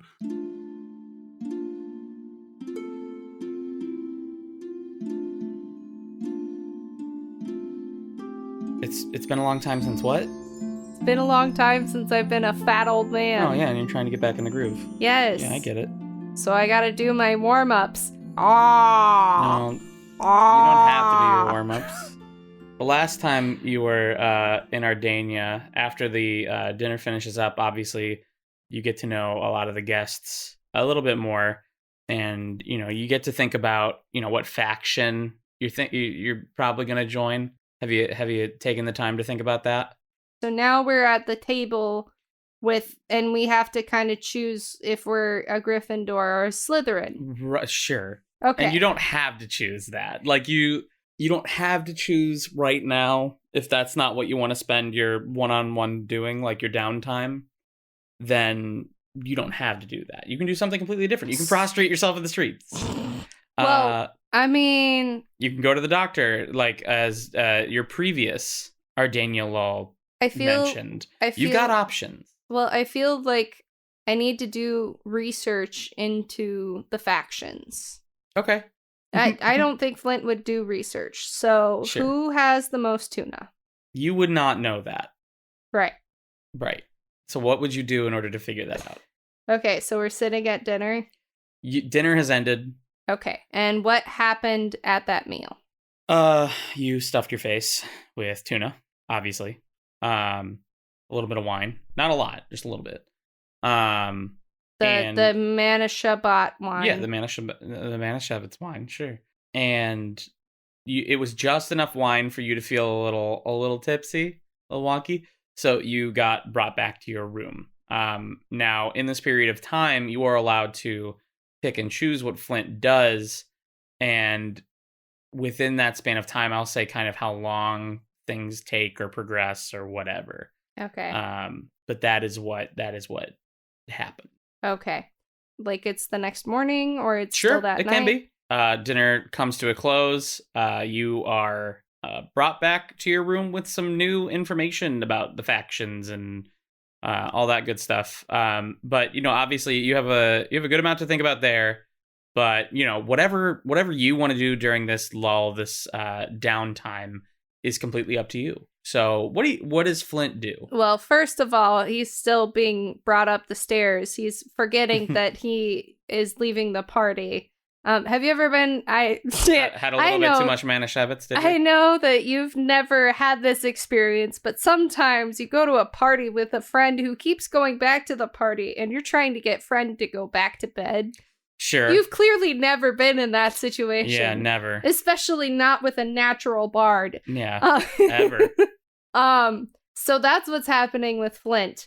So he's going up the stairs, and the poor servant is kind of like holding on to him for dear life, and he's clutching his stein of Menashabit's wine, I guess. Mm-hmm. No, you know the one. Argental is the greatest god, the greatest god. You've been singing the same greatest song. song Come on, by now you've got to know for it. an hour. No, I don't. Argental is the greatest god. Is that it? Are you tone deaf, my dear? I mean, I don't sing very That often. doesn't matter. Okay. Oh, you know what? I forgot. What I did need you to go forget? back down and get myself one of those chocolate ganache things that was on that counter over by the pig. And so he starts going down the stairs. All right. Do you try to lose the servant? Because he's basically like hobbling you along at this point. Liquid courage has Flint goes marching back Sure. to the party. We'll say that. All right. Yeah, sure. And like a toddler that's just learning how to walk, Flint toddles on his 18-inch legs. Sure. You go back into the main hall, or the throne room, kind of. And in the room, you see servants kind of tidying up, cleaning up the table, the food service, things of that nature. And Hal is in there overseeing and sees you toddle in and says, "Oh, hello, Flint. Are you all right?" I'm looking for the chocolate. Chocolate. Yeah, the chocolate sure. ganache thingies over by the pig. Absolutely. We have not taken these away yet. Hallelujah. Yeah, she takes you over to the chocolate ganache stuff. And she leads you right over there and says, "Yeah, I must admit these are much better than I thought they would be. They're quite good. I've never had one before." Well, you might as well have one now. And I take like 3 and just stuff them in my mouth. Oh, looks like you're having enough for both of us, I suppose. Sure, I'll try one. She just takes the one. Hey, like a normal Owie. person. Nah, I gotta tell you. It's really bothering me that people are not up on their church going here in Ardania. You wouldn't have anything to do with that, being a holistic healer that you are. I wouldn't say that I'm a holistic healer, but no, we have shrines to many different deities around Ardania, including Argental. Where's? Oh shit! You didn't know that? That's actually super surprising to me. I figured that would have been one of the first places you visited when you arrived. Well, it turns out that I was more focused on trying to get taller. Oh, I see. And also... You went to discount, sundries, and wares, and... It was not my choice, and Argental did not lead me in the direction of a shrine. Oh, I see. Argental's fault then, is it? I'm just kidding. Good. Okay. So what are your plans for the... sorry? What are your plans for the rest of the night? Well, I've eaten the chocolate, and, fuck, I was doing something. What the fuck was I doing? That's a good question. I came over, I had a friend, and we were going up to the room. The servant is literally just, like, standing at the foot of the stairs and just, like, pinching the bridge of his nose. We were going to the room, and then I started teaching him the song. You know the song. Argental is the greatest gun. Yeah, no, I love that song. Okay. Okay, great. Then we can move on to the next song. Uh-huh. Which is... Are we just... Do you want to just sing songs? Well, what's a man to do when he's had too much Manischewitz drinking, and he's sitting here trying to go to bed, but... Well, Flint, if I remember correctly, you've just come back from a very, strenuous knockout and quite the battle, I've heard. So I got knocked out. Well, you did, yeah, right before you. Yeah, that is what they told us. Oh, anyway. But you should get some rest. And I know that the last time we spoke, you mentioned that you were having some, I guess trouble with memory. Hey, my memory's just fine, thank you. What day is it? Okay. See that? Yeah. Maybe you should go to bed for the night, Flint. Okay. Oh, can you tell me who in this faction that I'm supposed to choose either worships Argental or has the most tuna? Suppose I could, ponder that for a moment. 1 second while I pull out the who worships Argental or has the most tuna. Or I guess, if they make the chocolate ganache thingies, then Shabbat Shalom. Shablom? Shalom. My ancestors are frowning at you right now. That was a total... Shabbat Shalom! That was not supposed Manischewitz! That was not supposed to happen. There was an extra B in there. I don't know where it came from. It's not my fault. Anyway. How thinks for a second and says, well, I suppose the faction that would be able to come across the most tuna would probably be the Zentarum, but you can't really join them, obviously. They're bad. Well, they're full of money from many different odds and angles, including... And crime. Well, including Don't the forget fishing industry. crime. But yes, I would say those closest to Argental, and I guess... the most religiously involved would be the Order of the Gauntlet. It's not their main focus. Order of the Gauntlet? Yes, it's not their main focus per se, but they do tend to have many of different religious orders within their faction. I don't know if I want to go to a house divided. That sounds like it's going to end in war in about three seasons. They are all unified on a single front. The Order of the Gauntlet is an organization dedicated to smiting evil wherever it lurks and without hesitation. They are very unified on that front, regardless of religion, creed. Okay, well, and then there's the Lord's Buddies. The Lord's Buddies sounds pretty religious. The Lord's Alliance? Yeah. Well, the Lord's Alliance. I understand that you, Allie, are saying it because the Lord, but okay. So here's what Howe says. The Lord's Alliance is more attuned to a grouping of royalty that got together to across all of Callisto that believe that solidarity is needed to keep evil at bay, meaning people under one singular umbrella via governmental means, so to speak. Does that make sense? No. So, basically a bunch of royal people got together and said, we own this land, and we basically own these people. Let's make them get together under one peaceful, unified front and put our funds toward something greater. Why does that sound both like a good idea and also a wicked bad idea? I'm obviously paraphrasing, but that's the general gist. Uh-huh. Give me an insight check. Okay. That's an 8, and then it's insight. 8? Yeah. 14. 14? Wow. She doesn't much care for the Lord's Alliance. She seems to be saying what she knows for the most part, but it seems like it's in a negative tone. Hey, you're supposed to be impartial. Oh, forgive me if I seem crude while explaining them. They are a good bunch. I don't know if sex has anything to do with it. Okay. That was dumb. I love that. They are not what they appear to be on the outside, but they do a lot of good around Callisto. I'll put it that. They are a necessary piece of the puzzle. Ooh. I don't like necessary anything. But again, that is just my opinion. If you want to do your own research and ask... No. oh. The best decisions are made when you're drunk. I learned that a very long time ago. I will have to disagree with that statement heartily, but... Howie, I need more wine. I'm starting to sober up. She waves the servant to go get more wine and then pulls up a chair to the main table where you all sat for dinner.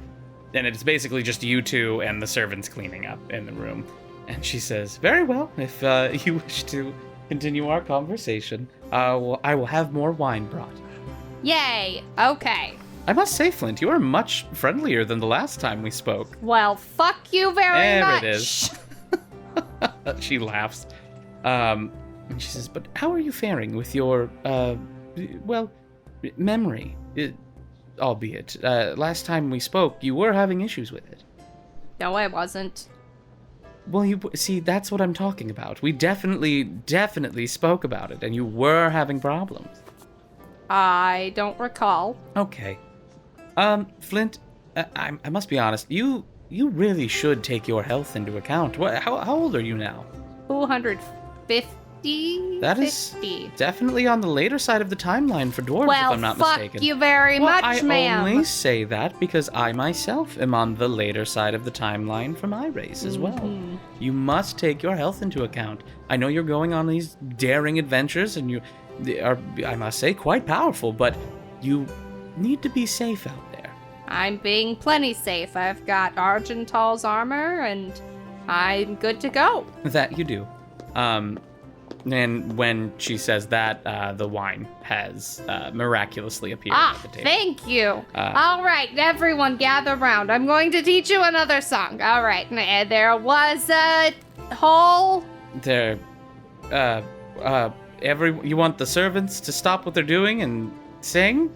And order people to sing with I me? guess you can, but they're quite busy. Hey, come over here. Lord. So Hal looks around at the servants who are just kind of like really confused, and she just says, there was a hole. A smallest hole. The smallest hole. The prettiest hole. The prettiest hole. That you ever did see. That you ever did see. Give me a performance check. 15 plus 15. 15. Even. Okay, yeah, you start doing this song, and the servants, as they're cleaning, kind of like sing along with you. And the green grass grows all around and around, and the green grass grows all around. And in the nest. Okay, no, it's there was a bird. We don't have to continue. It's kind of like a mini after party. Basically, the servants are just like sneaking drinks here and there and like cleaning up at the same time. And by the end of it, you're all singing like different shanties and bar songs and things of that nature. But you managed to start off the evening with The Green Grass Grows, or whatever the fuck that song is called. And I'll say that like by the end of it, Hao is actually the one that manages to get you back up to your room and says good night for the night, I guess, and she kind of just starts walking back to her chambers. All right, good night. It sounds like I'm gonna join the fisting people, but we'll have to talk about that. I'm sorry, the what? The Order of the Gauntlet? Yeah, the fisting people. Okay, sure. I wouldn't say that to them. When you go to request, membership. But no. Listen, she's dying laughing right now. They put things in order, and they wear a gauntlet. Order the people. How has had a couple and of drinks they lead as well. with the fist. Yes, good. The fist of justice. Okay. And Argental, apparently. She waves you goodnight. And then she continues to walk down the hall. And the green grass grows around and around, and green grass grows around. Hey, cool. So that was that night. Is there anything in general, like, we don't have to act it out if you don't want to, but is there anything generally that Flint wants to accomplish during this downtime? We obviously. Well, okay, so this is a DM question. Yeah. Are we leveling up in this Ardania Lull? Yeah, we will. Okay. But not like right now. Okay. Yeah. Because obviously then I'm going to take another level of Bard because I'm just so talented, Sure. So I can practice my horn. At least I need to prey on the people with the shiny fists. Okay. And so go ahead and pick. Actually, you know what? I'll even say that, like, obviously practicing your horn. Give me a performance check real quick. 15. 15? Absolutely. You, last time you were here, were kind of just starting to take it up a little bit. You didn't have a lot of time. No. You didn't have a lot of time to, practice it. But every now and again during your adventures, when you've had a little bit of time, you would try to, as quietly as possible, practice here and there. And during your downtime here, you also managed to be able to practice full volume without worrying about whether or not the servant outside of your door appreciates it or not. You have definitely improved. You, for sure, have taken the time to learn your scales, and have even been able to blast out a couple of tunes. Nothing super complex, but just enough to, be able to say, I play this instrument. Yes. Slaps. Do you? Fuck! Are you in a band? So you managed to, get better at your instrument. And on top of that, you wanted to do more research about the Order of the Gauntlet? Yes. Well, and it's not even so much that I want to do research. It's more that I want to talk to people about it. Okay. Who do you want to talk to about it? Well, I guess the king. I don't have a lot of friends, so I don't know who to talk to. Okay. Yeah. Go ahead. Well, and you do know, Darren Edermath, is one of the main people from the Order of the Gauntlet. You do know that he is, like, in the castle. Okay. But you can also talk to the king. I want to talk to the king. Okay, cool. All right, so you head to where you would assume the king to be, the throne room, where he is currently doing some fencing practice with a random servant. And you walk in, and he's, oh, Flint, it is so good to see you. How do you fare? I'm okay, Jacob. Thank you very much. Thank you. Well, you're the first person to not address me as King Jacob. Oh shit! I'm sorry. No, it's fine. It's quite refreshing. I appreciate the formalness of it, the daring formalness of it. But what can I do for you? There I was after the party, and I was getting drunk, and I was thinking about all the nice people I met and how many people does one person need to meet in one night anyway, stuff that I'm sure that you're used to. Oh, and quite. I was trying to figure out who I need to join. And so I thought to myself, Self, you need to join the place with the most tuna. And I talked to Hal, and Hal was like, that's a Centaurum. And I was like, I don't want to join with the Centaurum. So then it was like, well, then who's the closest to Argental? And she recommended these fisting people.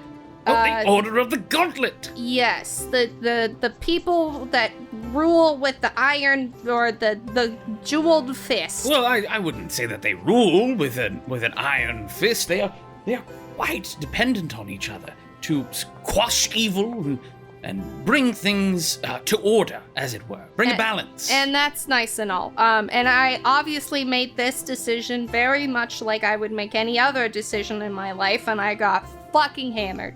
And I decided that they were the people that I was gonna join because they were the closest to Argental, even though they don't have any tuna.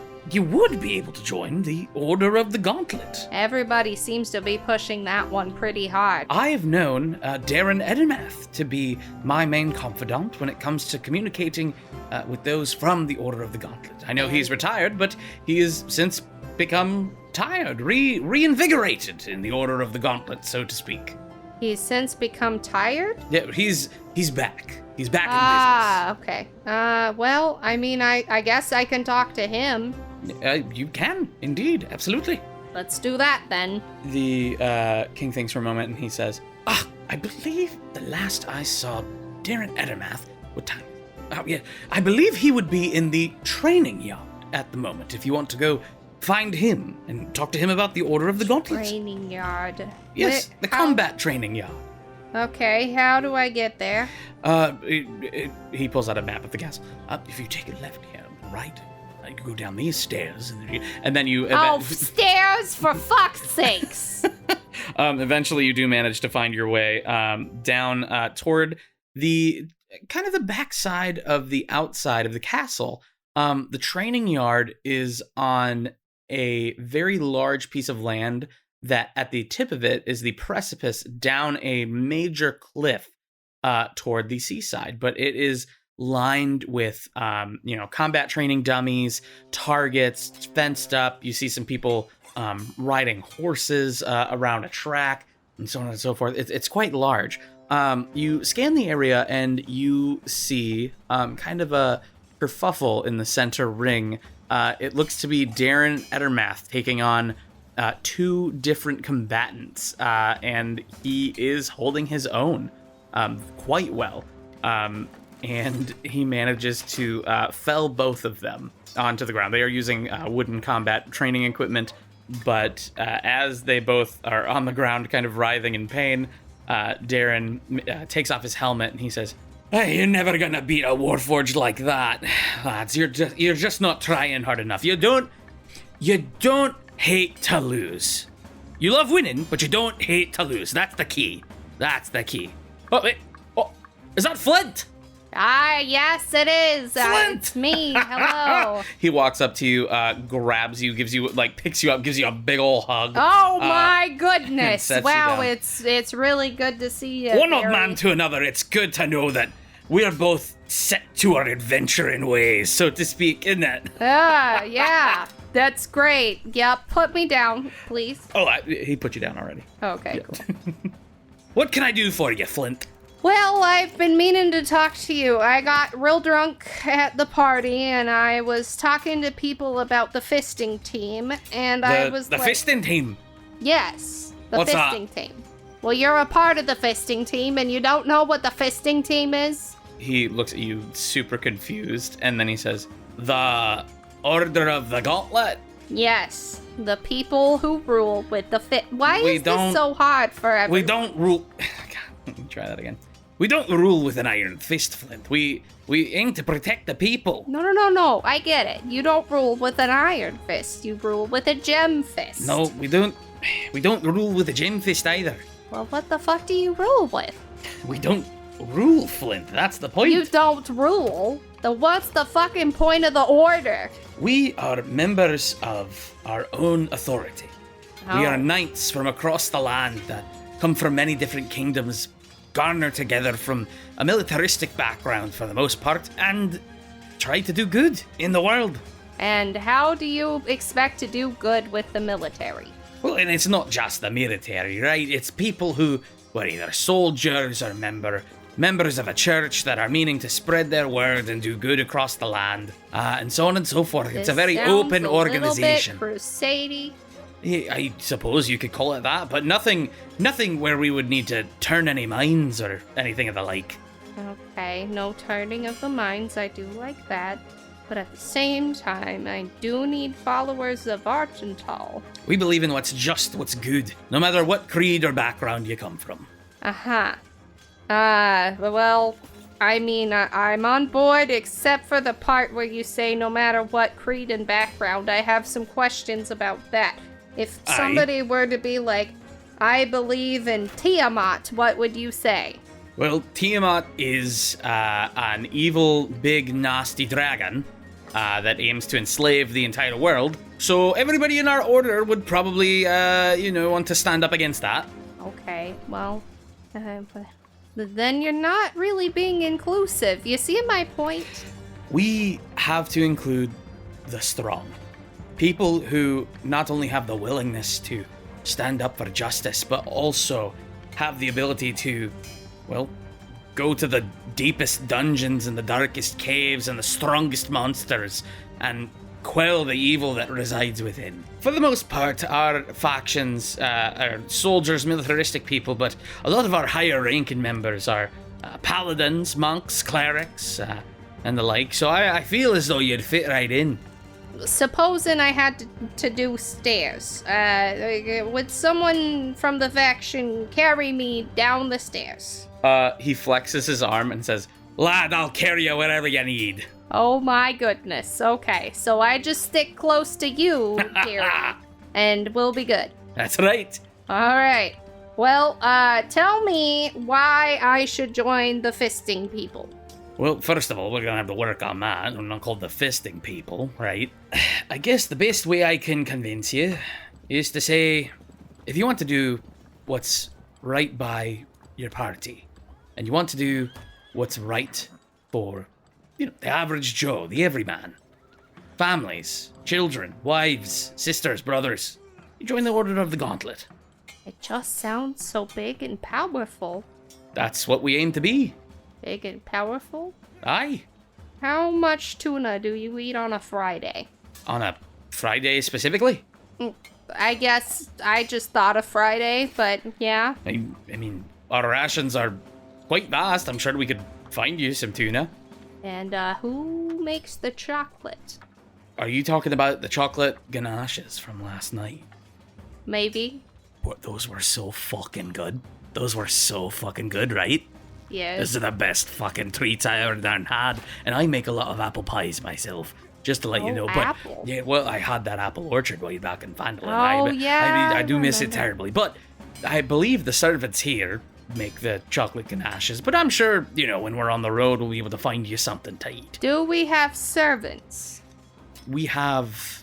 The best way to put it is wards, attachés, people that, carry our stuff for us, I suppose. Carry the stuff. That's good enough for me. I'm in. No, you're in? Yeah. So all it took to convince you to join us was tuna, me carrying you, and other people carrying your stuff? Basically. Flint, my boy, and he holds out his gauntleted hand and says, "Welcome to the club." Holy fuck, do I have to wear that? That weighs no, as much. you can wear whatever armor you want. Okay, good. Wow. Wow. This is wow. Yes, my hand is quite big. Wow. Yep, I can fit both your hands in it. Oh my.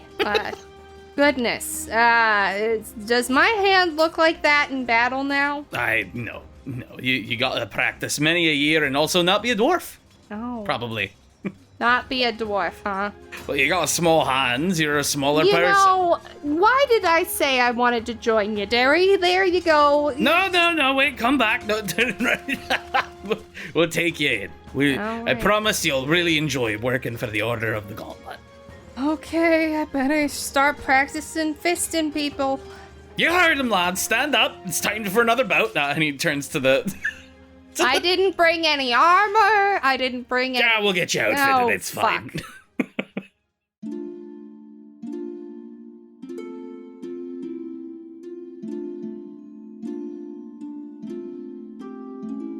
right, Dustin, Candyman. One Been beer. a minute. What? One beer. What? Two beer. What? Another beer. What? One more beer. What? A tequila. I took a what? A margarita. A margarita? Isn't that the same thing? I took the Bloody Mary. I shoved that bitch 2 sides up his ass. Yeah, but that is kind of how the night goes on for you as you are sitting at this table full of Like faction always. diplomats and, King Jacob Mormont. Faction, Kit more like Mormont. fuction, if you know what I'm right. Fuck you, Mormont. Unfortunately, it did not turn into some weird dinner orgy that you're mentioning. But, in your drunken stupor, what is... Well, and I don't even know if you're actually drunk. You've got... Yeah, give me a constitution check real quick. Fuck, I gotta roll dice. I forgot I had to roll dice.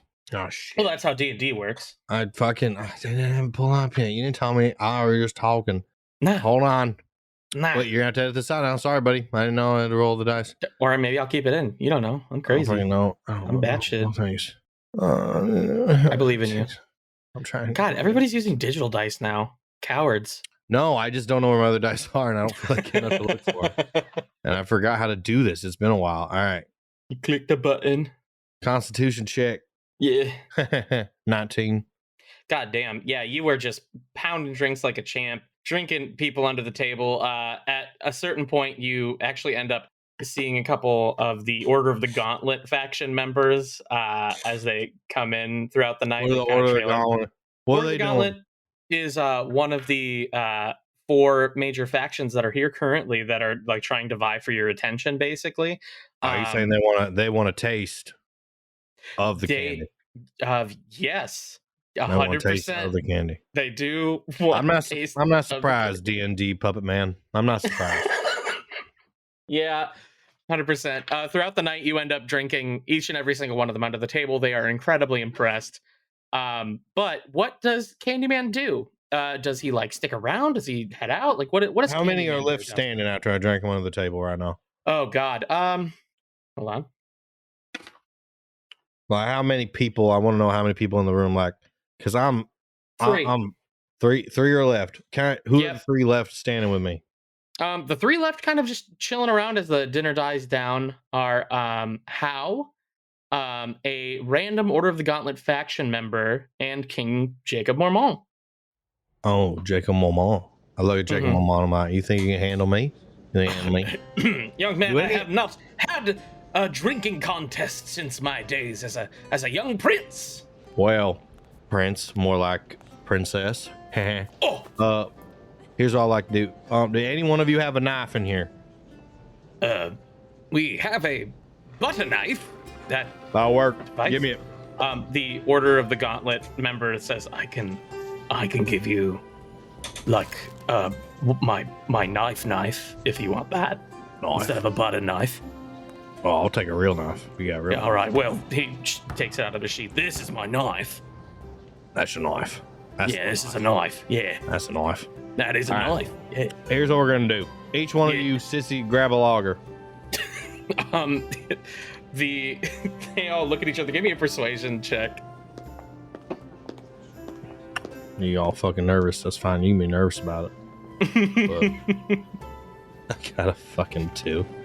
The King Jacob Beaumont looks at you and Actually, like, I got a nat 1. I forgot that's a thing. oh I got a Jesus, nat yeah, he looks at you, kind of like does a disarming move where like you don't even like notice it happen because you're kind of buzzed, Wow. and like the knife is just suddenly out of your hands, and he flips the blade part into his hand, and like the handle is now being pointed at you, and he says, "Candy, listen, we are currently discussing a few,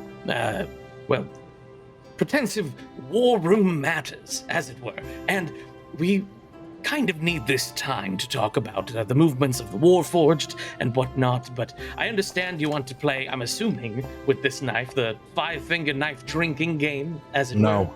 No? That's not What what were I'm you going playing. to do with it? Well, I'm gonna tell you, but here's the thing: if you want some of the Candyman, you gotta go around. You gotta go around the bend. What does that mean? What does You'll know that what it means. mean, Ken? You know what it means. Well, unfortunately... If you want to get to the Candyman, you got to go through Gumdrop Central. You know what I'm talking about? Give me a persuasion check with advantage. It's a dirty 20. Dirty 20? Hell yeah. The Order And of the then- Gauntlet member stands up. Yeah. You get it. Well, I mean, you can try for a nat 20 if you want. No, 20 will work. So that's 30 20? 5. The random Order of the Gauntlet member stands up, grabs the knife out of the king's hand, and he says, "Yeah, I want a piece." Oh, you want peace? All right. I do. Here's how it I works. do want a Everyone. piece. All right. Can I give me the knife real fast? Here's how it goes. All right. This game's called Stick 'em. Here's how it works.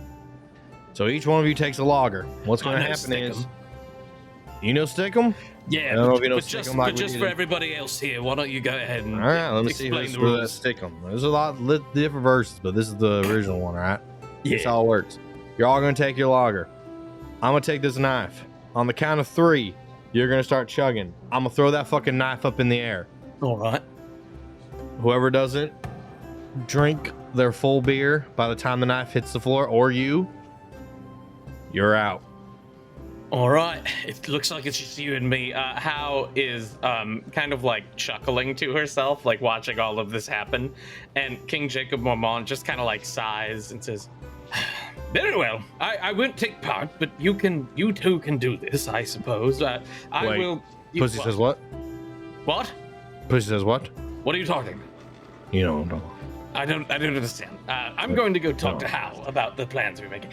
So please join us once you are done with this. This Nah, revolt. shut up. Shut up. Okay. You know what? Whatever. It's fine. And he goes to sit down, and it's just you and this guy. And yeah, so this will be a couple of different checks here, if this is what we're going to do. Goddamn right, so that's what we're going to do. you stand face to face with this gentleman, full tankard of lager in each of your hands, and in your other hand you hold the knife. You throw it up. Go ahead and give me a Constitution check again. 15. Cool. All right. Now go ahead and give me a Dex saving throw. 10. 10. Okay.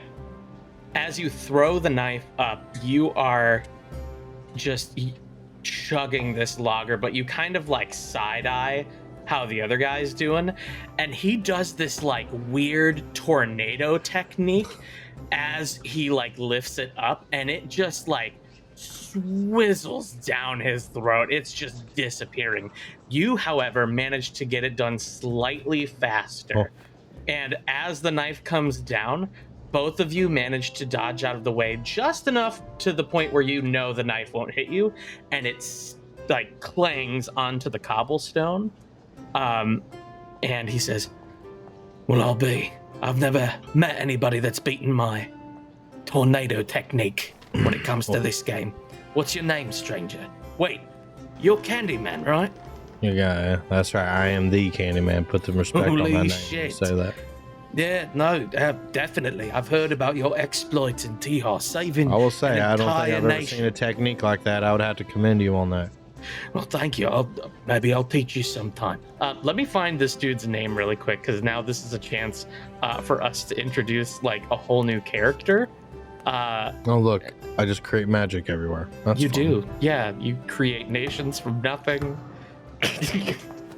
That's still one of my favorite fucking moments that's ever occurred on this podcast. I think that's definitely my favorite. We just created an entire. That's literally what this entire show's been about. When I decided to go on a 1,000%. soliloquy about Tejas. Texas? Tejas. Do you mean Texas? Did you just bring Texas into my fucking D&D campaign? Oh shit. Alright, where is Gold. it? Fan social media names. Here we go. Oh, I've got the perfect one. The name's Hobie. Hobie? Hobie, yeah. Nice to meet you, Hobie. Where you from? Well, I'm a member of the Order of the Gauntlet, and to tell you the truth, I'm actually from Acteris, the nation that you fled when the Warforged first attacked. All right.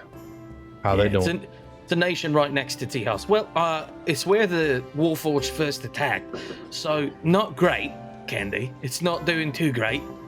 Lucky for me, though, my whole family's alive for now, so that's something positive to look at.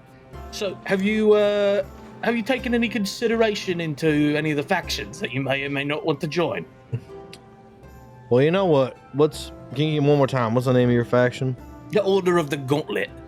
The Order of the Gauntlet. That's the name of your faction. Yeah. Order of the Alright. Gauntlet. And then he flashes like a badge at you, on kind of the right pauldron of his. It looks like a half plate armor of sorts. This beautiful silver and bright silver layered over each other, almost in a not like flame, but like a shining portrait surrounding a literal gauntlet, like armor gauntlet, holding a sword that is in a downward position. But he says, yeah, no, I've been a member of the Order of the Gauntlet ever since the Warforged attacked my home. How many people are on your gauntlet? Oh man, there are members all over Callisto, Candy. I don't know how many members fully, but definitely You tell me quite a what bit. you need. Quite a lot. What would you need from the Candyman? Well, that's the thing, Candy. We don't really need anything from you. You're already doing the work of a hero. You know, you're already going off on adventures, finding the materia. Say it again. Say what? Say it. That you're doing the work of a hero. Yes. Is it? That's all you wanted? Yeah. Oh, all right. Well, yeah. No, you're definitely doing the work of a hero. You know, not all heroes wear capes, and you're going about, you know, Some heroes finding wear the materia cowboys. for the Silent Sentinels. All we ask is that you report back to our faction. That's it. And obviously you will be rewarded Well, as an here's the initiate. thing. Here's the thing, Howie. Here's my problem. I don't like the word report back, to be honest with you. Because Well, I mean, you'd have to do that, Candy. What? I mean, I get that you're a free spirit and whatnot. There's- and there's the thing. You'd still I don't- have that leisure. I don't have to do anything. I do things I choose to do. You understand? I get it. I'll see where you're coming from. Well, maybe, So- you know, you'll come around eventually. I mean, the Order of the Gauntlet stands for peace and justice and prosperity. You know what I mean? Candyman stands for ass kicking and beer drinking. So how's And that? How's that hey, coincide? That's exactly coincide? What we look, Tell me how that Exactly coincides. what we looked for. Homer, in a- I don't know. That's not my name. It's Hobie. Homeboy? Hobie. Hobie. Yeah. I don't know the fuck named you that, but they should be hit in the face with a skillet. Now, My mom. need I speak any further? Well, are you gonna say something about my mom? I might say something. I might do something. I might look at something. You know what I'm saying?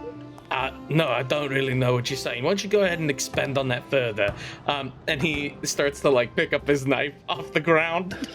I might take up your mom. Nah, I'm just fucking with you, homeboy. I'm just fucking with you. All right, too right. Well, listen, if you do change your mind, we are always available, and you know, obviously, you will be compensated for your time. How much But- are we talking about compensation? What's my compensation here? You get an initiative reward when you first join, in probably the form. When I joined, I Upfront got payment is what you're talking about? yeah. When I joined, I got You don't need fancy words when you talk to me. Let me be very fucking clear here. yeah. Speak what you say what you say. Say what you mean what you mean what you say it straight. Well, I'm You trying to understand me? tell you that I got like a magical object on my first day. All right, that's all you gotta say. Okay? Yeah, You give me do I get a magical object? yeah, probably yeah. What magical object do I get? I don't know. It's up to Alright, the. that it's up doesn't to the work for me. commander. It's up You to tell the me- commander. Well, I then you don't bring the have any command. control You bring the over that. commander out here, and then I'll talk to him about what kind of magical object that I want. Oh, the commander turned in for the night, mate. I mean, you could probably catch him like tomorrow, or you know, something like Can that. anyone But here beat? Can anyone in this room beat a random magical object that is not secured to me and what it is yet? everybody in the room is either like passed out cleaning up, or is King Jacob Mormont and How they look up at you, give you like a quizzical look, and then go back to talking about what they were talking about. Looks like we got ourselves a bit more here. I don't think that's what we've got here, mate. But listen. If you do end up changing your mind, you can talk to me or you can talk to the commander. You know, it's whatever you want it to be. Well, what's I'll the put it in payment at the end of the job?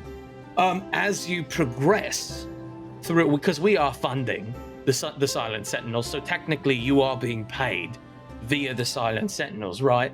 But as you level up in, initiative with the Order of the Gauntlet, you will be rewarded with more, possibly magical items. What's the chance of me having a magical carpet? This, Or a magical horse? Let me roll. It's not great, Candy. Listen, I'm gonna level with you. It's not great. Let me say something. You're the worst salesperson I've ever met. Hey, no, listen, you're right. I'm not exactly putting this in a great perspective here. When my village was attacked, I and my family needed help immediately. And the people that were there were the Order of the Gauntlet. You see what I'm saying? They're such a good group of people that want nothing more than to keep justice in their line of work and keep helping people throughout this war. And it's only just begun. Well, I could stand for that. I'll be honest with you. I can stand for that. Yeah? Yeah, I think I could. Too right. Well, yeah, just take some time, think about it. Obviously, we are not the only option, but I think it was fate that we ran into one another. I think it's fate, too. There ain't nothing I like more than a tornado squirrel chug. I will definitely have to show you that sometime. Tell you what, you join the Order of the Gauntlet, I'll teach you every technique I know. Sounds about good. All right. I appreciate talking to you, Homer. It's Hobie, but yeah, good talking to you too, Candy. Obi-Wan Kenobi. All right, get out of here. That's sure, why not? And you depart from the King's Hall where the feast had taken place. Is there anywhere in particular you want to go, or is there like anyone in particular you want to talk to or do, for that matter? I think with everything that's going on, I realize everyone's down, and on this journey, I don't get as much time alone. Mm-hmm. Where are the other pack rats at? Your group members? You can go ahead and give me an investigation check or a history check. Well, investigation either way, or history check. Investigation or history check is actually the same thing. That's fucking annoying. 12. With a 12, you know that they kind of they've left the party for the night. It's surprising you didn't see Eros leave the party, but he is gone. You did see Flint kind of passed out on a table as you were leaving. You also noticed Nezran definitely left. He left the party for sure. You don't know where though. I was wondering, can I get my girl a call? As you think that, actually, you start to feel a warm, like a, not like a tingly sensation, but like a warmth come from your satchel, and it's a glowing blue light come from it that's kind of hanging off the side of you. You open it and you see your Stone of Far Speech. There is a rune on there that lets you know which stone is trying to reach out to your in particular stone, and it is the one from Trish. Can I answer it? You definitely can. I'd like to answer it. Hey. All right. What do you say? Hey, Trish, is that you? Candy? Candy, oh my god, it's so good to hear your voice. It's good to hear your voice too, babe. What you been up to? I heard about a mess over in Yigong. Is that right? Yeah, gone for you, something like that. What? Oh, what's it like? I've always wanted to travel across the sea, but my legs. Well, it's dark, honey. There's lots of problems going around here, but we managed to do some good. We're getting a little bit better. There's all the magical creatures, magical things. I jumped into a boat and fought a fucking octo monster thing. What? I don't fucking know. I jumped in the water. It's fucking crazy. That's insane. I'm so glad you're safe. That means the world to me, Candy. You better come home to me.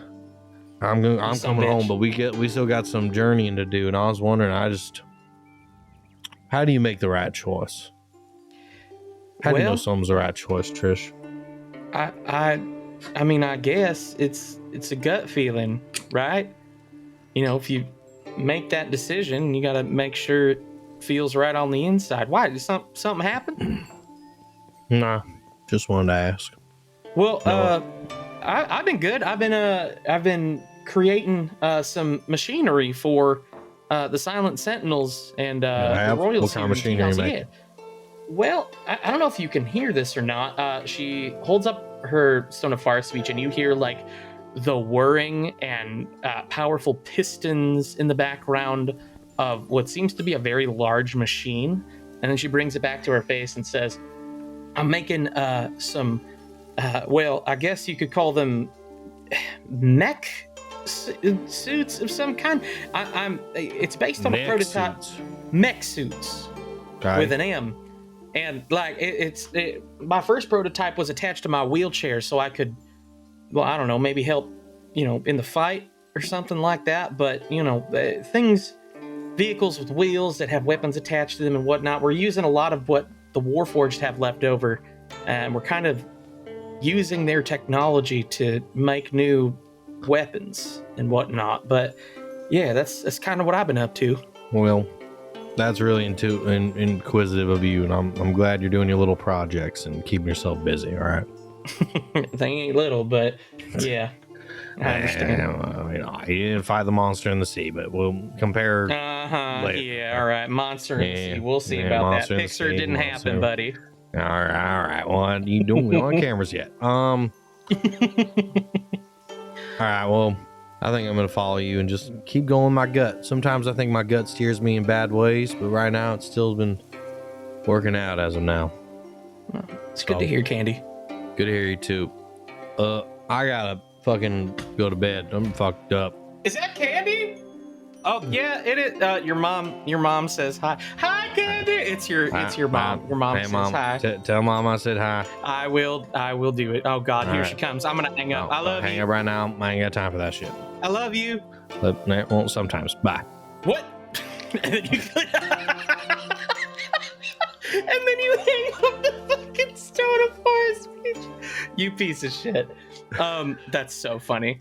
Okay, cool. So, you hang it up. You hit the sack. The next day, you are told by a random servant that you have quite a bit of downtime until your next venture out to find another materia until they can find the sense of another one.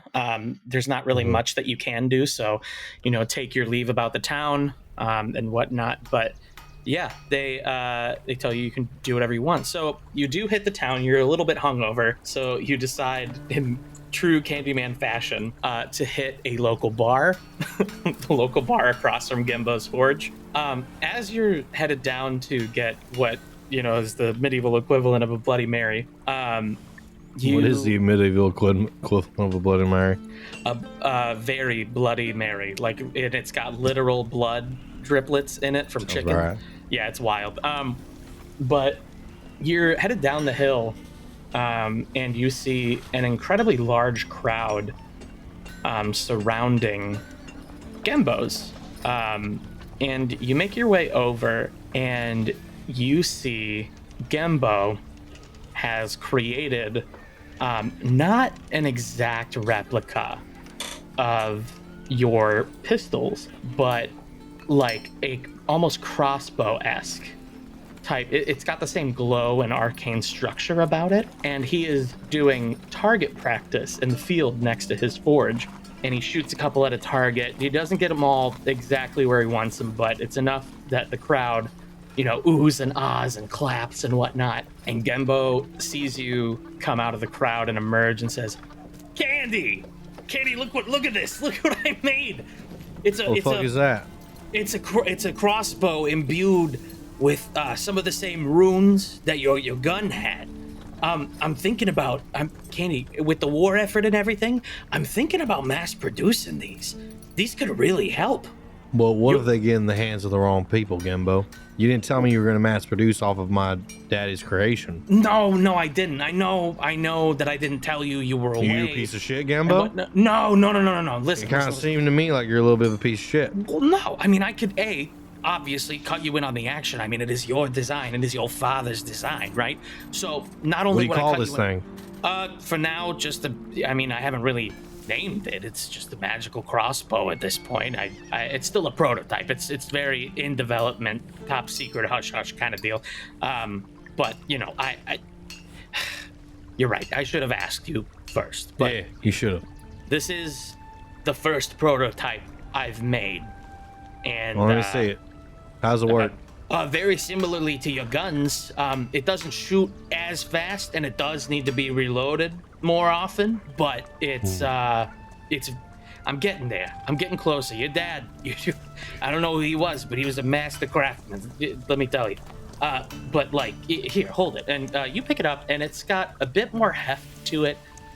You realize that like you can't fire it in great succession. When you fire a bolt, you do have to take some time to reload it. Definitely nowhere near as advanced as your pistols, but this is like the next step, so to speak. I'm not even going to make you do like an investigation check or anything like that. Wow. But Gembo says, so look, I mean, if you'll let me, I was wondering if I could keep doing my work and like try to get these in the hands of like maybe some of the faction members that are defending the people around Callisto. I mean, it could really be a big help. This is Well, some how advanced much stuff are here, you- Candy. Yeah, it is. Are you handing them out for free? How are you doing that? No. I'm not even selling these yet. I haven't, finished completely the prototype, but I'd be more than happy to buy the patent off of you if you're willing to sell it. How much are we talking for the patent? Boy, howdy. Hold on. Actually, let me find out how I'll throw much out a number. he'd be willing to give you for the patent here. Look, Candy, given what I know about my professional work, how much it costs to manufacture and make this thing, and again, this isn't even the final product, I could probably give you, just for the patent and like the ability to make this whenever I want, I'd give you 4 times the cost of it. I'd probably be willing to part with like 800 gold. How does that sound? Now, let's say you get the patent for it. How much am I going to get after you start making them and selling them out? Well, that's a real good question, Candy. Oh boy. You're talking royalties? I'm talking Oh, royalties. All right. Well, listen, if I were to strike up a deal and, for mass production of these things, and if I were to, make a deal with, let's say, the Silent Sentinels or one of the 4 factions or all of them even, how about I cut you in on 10%? Here's what's up. For the patent, 1,500 gold. Jesus, Royalties Candy. for royalties, Candy. 25%. Oh my God! Give me a persuasion check with disadvantage. Why disadvantage? It's a good offer. That is so much. That is so much. Do you know how to negotiate? 6. With a 6. Just out of curiosity, what was your other roll? Oh, it was disadvantage? Oh shit. Yeah, it was Sorry, I forgot it was a disadvantage. The other was a 7. That's funny. All right.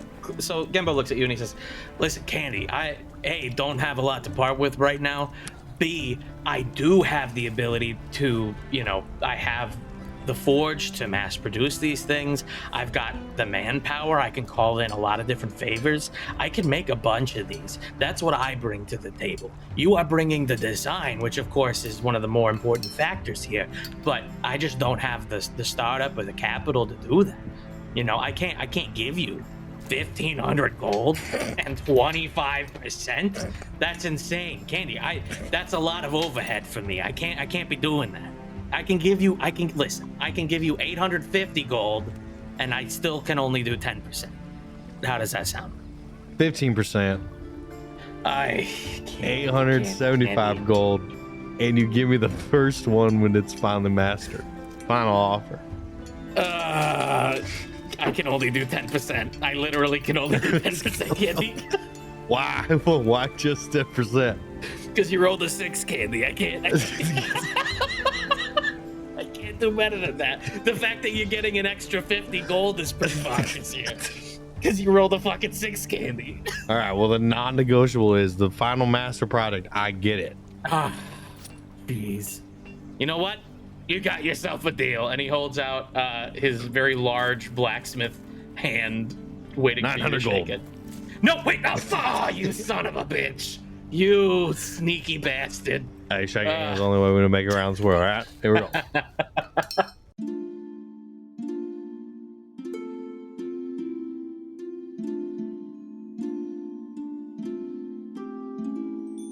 Wesley, Arrows, good to have you back. Yeah, so we're gonna do this very similarly to the one-on-ones we had in the previous Ardania Lulls, where you get to decide what Eros is kind of doing next. So, like right now, you're at a big dinner party with 4 major factions who have just kind of asked you, for a call to arms, basically, of you joining them. Mm-hmm. And so on and so forth. But, right now you're at a dinner party. Where would you like the night to go? Do you want it to like end and you do something else? Or what does Eros do? Let me tell you what. Or let me tell you something else. Tell me all about it. I am not one for very formal occasions. Mm. I kind of like to just hop around, bar to bar, pole to pole. Yeah, no, definitely. So a dinner party for me is torture. I'm not Yeah. gonna lie. No, I feel that. Social All it anxiety, for is, sure. all it is, excuse me, all it is tray after tray after tray of dishes that are just sodden in gravies. And then at the end, you get a jello that has like figurines inside. It's so much. It's a lot. Throughout the night, as the courses are coming through, you're just kind of like staring at the plate menacingly, and Gotti like leans over and he's like, Your Highness, are you okay? Is And this then I not to your lean, liking? yeah, or- yeah, and then Gotti, and I'm like, Gotti, what is squab? What is that? Oh, squab. I do not know. The chef said it was a delicacy in wherever they are from. Can I tell you Uh, what's delicate? My intestines. That's what's Oh. delicate right now. Would you like me to tell them to take it back, or No, it's okay. I had a turlet built into my throne. a sorry? A what? A toilette. Oh, the toilet. All right, okay. It came with a bidet. It was nice. So it's a toilet bidet combo. That's beautiful. Oh, that's For so all nice. the squab. For all the squab shit later. Beautiful. What is squab? I don't fucking know. I'm No. about to Google that Yeah, I shit because know. I had to think about it. Hold on. Squab. Okay, it's Squab. a thing. In culinary terminology, squab is an immature domestic pigeon, typically under 4 weeks old. The meat They is caught a lot widely of- described as tasting like the dark meat of chicken. Oh, okay. Great. Cool. I hear that the kitchen worked very hard to catch all of these baby pigeons. And well, this Uh, other dish is just creamed spinach and eggs. It's just squeaky. So as you're kind of like low key not vibing with the food for the night, and everybody else is kind of partying and whatnot, what does Eros do with this amount of downtime? Well, I sneak off. Okay. I'm gonna be honest. I get the DJ playing, like 100% Pure Love by Crystal Waters, or maybe old some Crystal Waters, You for Spin Me sure. Right Round by Dead or Alive. I get the DJ going, Mhm. and then I sneak away to my library. Absolutely. You make sure that the minstrel set Sometimes in the the corner. safety dance that's really popular when Oh, the yeah. maypole people are here is the safety dance. Very much so. After people are getting a little toasty, you make sure that the minstrel group in the corner is going fucking ham. It's lit. And then in the frivolity, you sneak off. Where do you go? My biblioteca, I go to my library. It's on the top floor, and no Oh, one can sure. get it but me because it's magically activated. Well, there is a castle library in there. No, this is like my library. Where, Like I how have do a you? I have a private library. You have a private library Yeah, in of course, I'm the prince. in King Jacob Momon's castle. Look, I have worked out a deal with Jacob Oh, yeah? Momon. He has lent me a study, which, through my creativity and panache, have turned into a private library that is secure. Okay. So Yeah, why not? no one can touch the prawns. Yeah, it's a diplomatic library that he said you could use whenever you want for Look, research. I replaced the books with Danielle Steele, okay? So it's my library now. Sure. And we can even say that this library was given to you based on the fact that like you have been helping with the prince's studies of the Shrine of Jagal Fashion. and the Cataclysm. Yeah, sure. Well, let's face it, the portraits were bad. Yeah, no, they were just They're really, much really better old. now. Yeah, for sure. But no, I have helped him with the war too. I mean, important Yeah. things too, but fashion. Sure. No, that's justified. Your diplomatic personal library. What do you do? Well, I like to look at the maps and charts and, survey where I think my peoples might be and where my peeps might go. I don't know. Really, it's a lot of seeing where I'm reported the Okay. war is happening. And Now- honestly, it's lots of little red arrows. Sure. Are you talking more about the war involving like the Elven War between Frival and their antithesis, or are you talking about the war with the The Warforged? Yes, the war with the Both. Warforged. I just had a stroke. Both. I like to get reports on both, but Okay. and I have them markated. The Warforged go in red, and the Elven War is in sparkly blue. So Yeah. No, that makes sense. they're color coded For sure. Well, you gotta. yeah, I mean, otherwise I'm like, this is all one war, and then I just start Exactly. killing people that don't need to be killed. Right, then you're killing dwarves for some reason, and it doesn't make any sense. Now, what's really complicated is when they mix and it's purple, then I don't know what to do. That means they intersect. It's great. I just kind of Okay. let that happen. So you are basically doing some late night war tactics. Then I imagine, like planning ahead of time, basically. Okay. Mostly late night because I sleep into the day Yeah. Sure. because I'm up late. Right. I don't know. You thought that was so unnecessary. I tried to make a joke, but I couldn't think of it. Okay. So Yeah. like by doing this, what are you? The main question I have there is, what are you trying to accomplish by doing that? Is this mainly for preparation, or are you trying to like avert something, or what? Well, Alex, I think it's a couple of things. Okay, Trebek. We definitely want to avert as much casualty as possible. Okay. That's one, I don't like death personally. I don't think undeserving people should die. So yeah, we want to avoid casualties, but we Mhm. also want to make sure that, well, here's the thing. War crime is a really big thing I'm focusing on. Because you never know what's Okay. happening in the villages and to the civilians, and that's my focus. So you're worried about like the runoff Definitely. of the war itself. Okay. Mhm. Okay. In that case, I'm gonna need you to make a roll. Don't know what that roll is yet. Give me a second. Cinnamon roll? An orange roll? Yes, make us both orange cinnamon rolls. Let's do investigation. Give me an investigation check.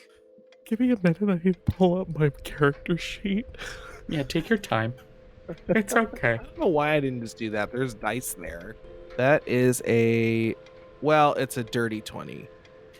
Okay. With a dirty 20, you are looking at the map between Ferval and Andia, and you get the impression that after spending a rigorous amount of time going between where the major battles are taking place between the two nations and where each major village is located, how you can kind of subvert battles by moving your own armies ahead of time so that the battles will take place around and outside of villages. Not only that, you also get the impression that where you are subverting these major battles taking place, if the Warforged were to attack, like let's say like mid-war or something like that, you could also really dial back any sort of casualties that may or may not happen with your people. So you have created a very large bracer here in the sense of keeping your people safe, basically. Thank you. And nobody even nobody has asked you to do that. Nobody has given you the inkling to do that, but you just like took the liberty of it. You feel this hefty weight of responsibility on your shoulders now that you are a prince and you have done this pretty amazing thing. Thank you. Well, when I got in there, I looked at the budget, and they were putting so much money towards just unnecessary stuff. Like what? We had a whole budget just for getting sap out of trees. Whole budget. Sap out of trees? Yeah, like syrup making. That was a whole budget. How much was the It's budget? like $100,000. Holy shit! And 100,000 gold pieces. Here's the thing: we live in a big forest. Yeah. Here's the thing: the scientists, they're just milking it. The Yeah, methods and, you know, haven't changed. That's just jobs at that point. Like, they're just taking away jobs from the people. That just doesn't make any sense. So I diverted a lot of that. Yeah, good. Yeah. That's good. So, and then, you know, there A were lot other more war things- money. There were other things too that I was like, we don't really need a lot of that. Like, there was a really big focus. You know, the last leader, he was obsessed with fabrics. So we had a whole, like, he Your had this- dad? yeah. Isn't that weird? Like, I didn't know this until I got here. He had a whole budget for just his daily wear. Like, massive. I mean, we're talking like Give me a history check. 25. Yeah, man, elves. Elves just like trying to be stylish all the time. They think that like, damn. yeah, it's honestly like more to do with like, if I don't look good when I roll up in the war room, like they're gonna think they can take advantage of me. I'm talking like Imelda Marcos level of Oh my robes God. and shoes. Oh Like, my it's God. unreal. And so, well, here's the thing though. He died and I'm his size. So it's kind of an even trade-off. And I'm like, I don't need any more. This is enough. Oh yeah, So, for sure. I mean, especially those 'cause are we're yours. at war with two different things. Right. So I diverted, you know, a good $350,000 of that. Yeah, it's gold, So- but yes, 100%. So I also invested in towers because it turned out we had a whole study going at our university about the efficiency of towers. And I'm like, we'll build one. Yes. Okay. Damn it. That works. Yeah, so now they're constructing safety towers for surrounding areas and towns and whatnot. Beacons That's is good. also kind of the- Beacons. They're also I like that. defensive because they have arrow slits. So Nice. Solid. You gotta have a slit in your tower. definitely Gotta have it. slit it up. Slit it up. Jesus Christ. Okay. Cool. So as you are studying these maps and locations, you have them kind of like lined up all over the table. You have a couple lined up on the wall. You've got color coding everywhere. You've got string going from one place to another. Oh yeah, it's full like tracking a serial killer in there. Oh, yeah, for sure. And, you know, as the night has progressed, you haven't really realized it, but a lot of the noise has died down throughout the castle. You know, you hear the occasional servant footsteps here and there moving to and fro around. But Right. As the night progresses, oh my God. I'm literally having a stroke, I think. Do you smell burnt toast? No, I just like can't remember names for the fucking life of me, and I Gotti? just want to punch. No, I just want to punch my own face. Don't when do I that. Don't remember the prince. Jacob Mormont? No, that's King the Jacob king. Mormont the third. He doesn't like it when I call him Jake. Really? The king. Oh, the king doesn't like it when you call him No. Jake. Why not? I don't know. Good. Well, I'm He just says expand don't on do that. And I'm like, okay. Kit Mormont. Oh Kit yeah. Mormont. Cat. Cat. He doesn't like it when I call him that. Why? Well, I don't know. It's kind of gay. I'm gay, Okay, just in case. You're what? Yeah, I'm gay as a prince. So you're hearing walking back and forth, mainly just from servants at this point, but the noise has kind of died down, and you hear a knock at the door as you were continuing to work, and you turn around, and peeking through the doorway is Prince Kit Mormont with like kind of a blanket draped over him and like a candle, and he's like, "Eros, why are you awake? Why are you Have you holding a not been at the? Oh, I just woke up. Why have you not been at the party all night?" You know, we have like lights in the house, right? Like No, we fairy got, like- lights. We got like torches and junk, but it's night. It's like 2 a.m., man. Oh, well, here's the thing. You haven't been to very many of these dinner parties with me. And this is my habit. I tend to just kind of disappear after the squab. Oh yeah, no, yeah, I understand. Yeah, squab makes me squeamish for sure. I'd rather Um, eat chicken. What's the deal? Why don't people eat Right. chicken? Why do we have to They eat think little it's fancier. birds? I don't know. They're harder to catch too, so there's just like a challenge around Ah, it. And they So always it have just makes it- bullets or arrows in them. Yeah, and it's just a flex. And they're like, you know? don't remove it. It's for flavor. And I'm like, Yeah. it's not. It's not. It's Definitely not. You will die, probably. You will get Anyway, sick. no, so I snuck out after I got them playing, what was it? You Spin Me Round. Ye Spin Me Round. Yeah. Yeah, by Dead or Not Dead. Dead or Yeah. Undead. Yeah, they've gone through so many group members. Dead or Alive or a Witch. I like that one. Dead or Alive or a Witch. But Cool. after I got the party started, I danced my way to the top floor, and I've been Cool. looking at maps. Anyway, that's been my night. Good stuff. I haven't been doing. I fell asleep in front of the Shrine of Dragal, and then I woke up and everybody was gone. So, yeah, I'm headed up to my room. What are you doing? Just pouring over my pores and seeing what's happening in the wars. The war, like both? Yeah, Oh, look, well, here's the thing. dang. Well, we have a lot of citizens that are unprotected, and well, now they're protected. They were unprotected. Okay, I read the reports. You've been a prince for like maybe a week or two, right? Yeah. You're killing it. It looks like you're killing it. Bitches get shit done. Yeah, apparently. Bro, and he walks over to look at the maps and he's like, I can't, but this is so well put together. Like, I couldn't do this better. Do you know This how is- many this is jelly roll dope. pens I have gone through? Oh my god, marking where did you these? get those? I can't find those anywhere. I had them imported. I have a buddy who's from Tejas where they're made. They're made in Tejas? Well, they have a No wonder there's a shortage. Well, yes.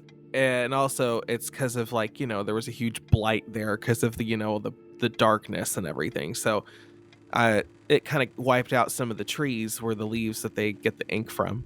But Oh, shit. but I have connections with one of their royalty. Yeah, So- being royal ain't too bad, huh? So they let me have a collection box of Tejas jelly pens. That's great. Jelly Haas pens. Could you get me some of them? I can pull some strings. Yes. I Hell can't yeah. promise the shimmery ones though. Those are the rarest now. I mean, that's okay. Like any amount of Tejas gel pens Yeah. would be more than welcome. I did all of my best research when I was using them. It felt like they were magical objects in my hand rolling across the page. Yeah, they don't mess with my carpal tunnel. But anyways, so yeah, I've just been marking through the maps and seeing what's happening, seeing where we're vulnerable, also changing the budgets. I'm sure some of the conservatives are not happy about that. But I also took all the royal jewels and invested them. And not another popular choice. Even like the family heirlooms? Not those. I just said I did to piss them off. Oh shit. Dang, Wesley, you're Power. really taking to this royalty thing. Like, so I'm assuming you're gonna join the Lord's Alliance then. I mean, that's pretty much a given, right? Well, I mean, it's made up of some of the most powerful royals across the realm. I mean, Is that the same as the 4 factions? yes, Oh, yes. it is one of the 4 factions. Well, I mean, yeah. I've never gotten an invite to it. I'm always busy with my research and whatnot. But my dad is. Say something like, research is very good. I thought you were gonna say something really dumb and stupid. Like, I'm always distracted did you with think I was like gonna my stamps. Or something. Oh, my rock collection. Something like that. I'm a geo dude. Or like building but- an air balloon, like that'll never work. my flying machine. It's fine. But yeah, no, Can't elves fly? no. We don't have the power of flight. I thought we did. No, we have airships. I mean, Oh. that's fine. But I've never gotten an invite, but my dad is a member of the Lord's Alliance, and it seems to behoove our nation quite well for secrecy and keeping Ardania hidden and whatnot. So we'll definitely join. Sometimes I think I'll have the unpopular opinion, but I'll join. Oh, don't worry. From the meetings I've listened in on, pretty much everybody has some sort of unpopular opinion that will piss another person off. You'll fit right in. Perfect. I'm gonna go in Perfect. wearing outrageous outfits too. I mean, good luck. The people from, like Ghent and things of that nature, they'll try to one up you every time. Okay. My dad had a fascination with hats, so I have a game changer. Describe one. Make me roll. Because I want to Roll a d20. I want. Okay, yeah, I want to see if Give I me a have performance check. Yeah. Okay, performance check. Skill 15. 15. Okay. Yeah. So you're. Just tell me how in detail this needs to be. I need down to the seam. Okay. The thread. Hold on. You're about to speak this. I need you to be cautious. You're about to speak this shit into existence. My father really loved hats, and he had a fascination with the one brand that's in particular pretty antique. It's called Dexter May Porter hats. Go on. And so this one that he has, it is lime green. And when you look on the inside of it, it has like this little contraption on the inside that cools you from like the head down. But it's fascinating because it uses like an ice spell to do it. So only elves can make it work, because if you put it on someone with no magical power, it'll literally just it's just a crystal in there. But anyway, so it would cool them off, and then on the outside of it, it would glow, and so through the kind of corn husk fabric it used, you would have little like streaks of light shooting out of this lime green hat. And the top of it was a big lime. Just a big old lime? Just a big, like, costume jewelry level of more like set dressing, like wax lime, but like times it by 5. Okay. So Just like was on there.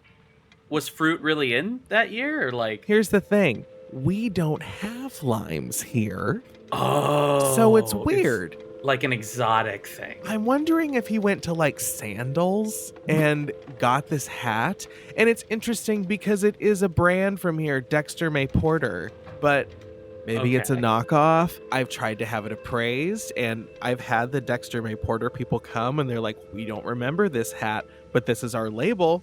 And we don't know where else it could have come from because we're only like 6 doors away. And I was like, well, that doesn't answer my question. How much is it worth? Because it's ugly and I want to sell it. So I don't know. Your dad must have been a really interesting dude.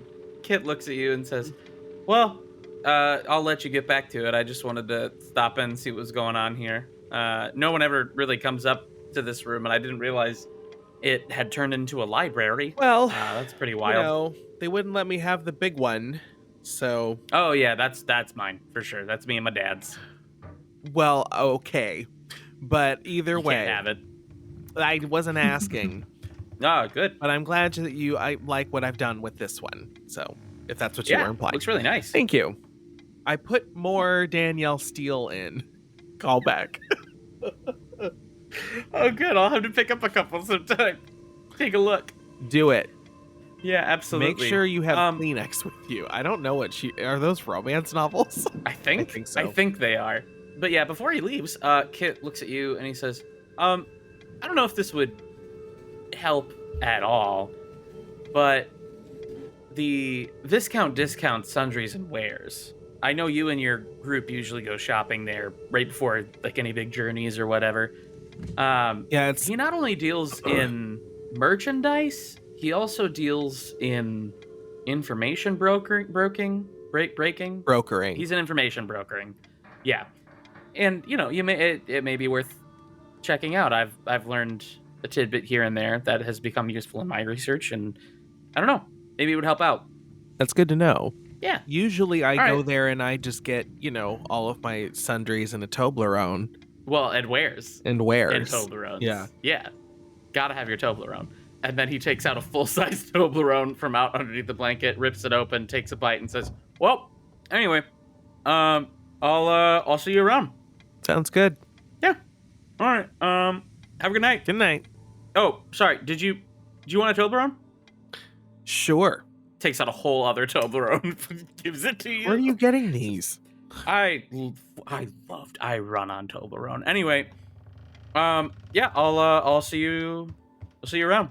Thanks for the Toblerone. What? Thank you for the Toblerone. Oh yeah, no, for sure. Yeah. All right, bye. And then he just leaves, and he leaves. That's it. That's the whole thing. I have a Toblerone. Yeah, and you can write that in your inventory. You now have one full-size, king-size Toblerone.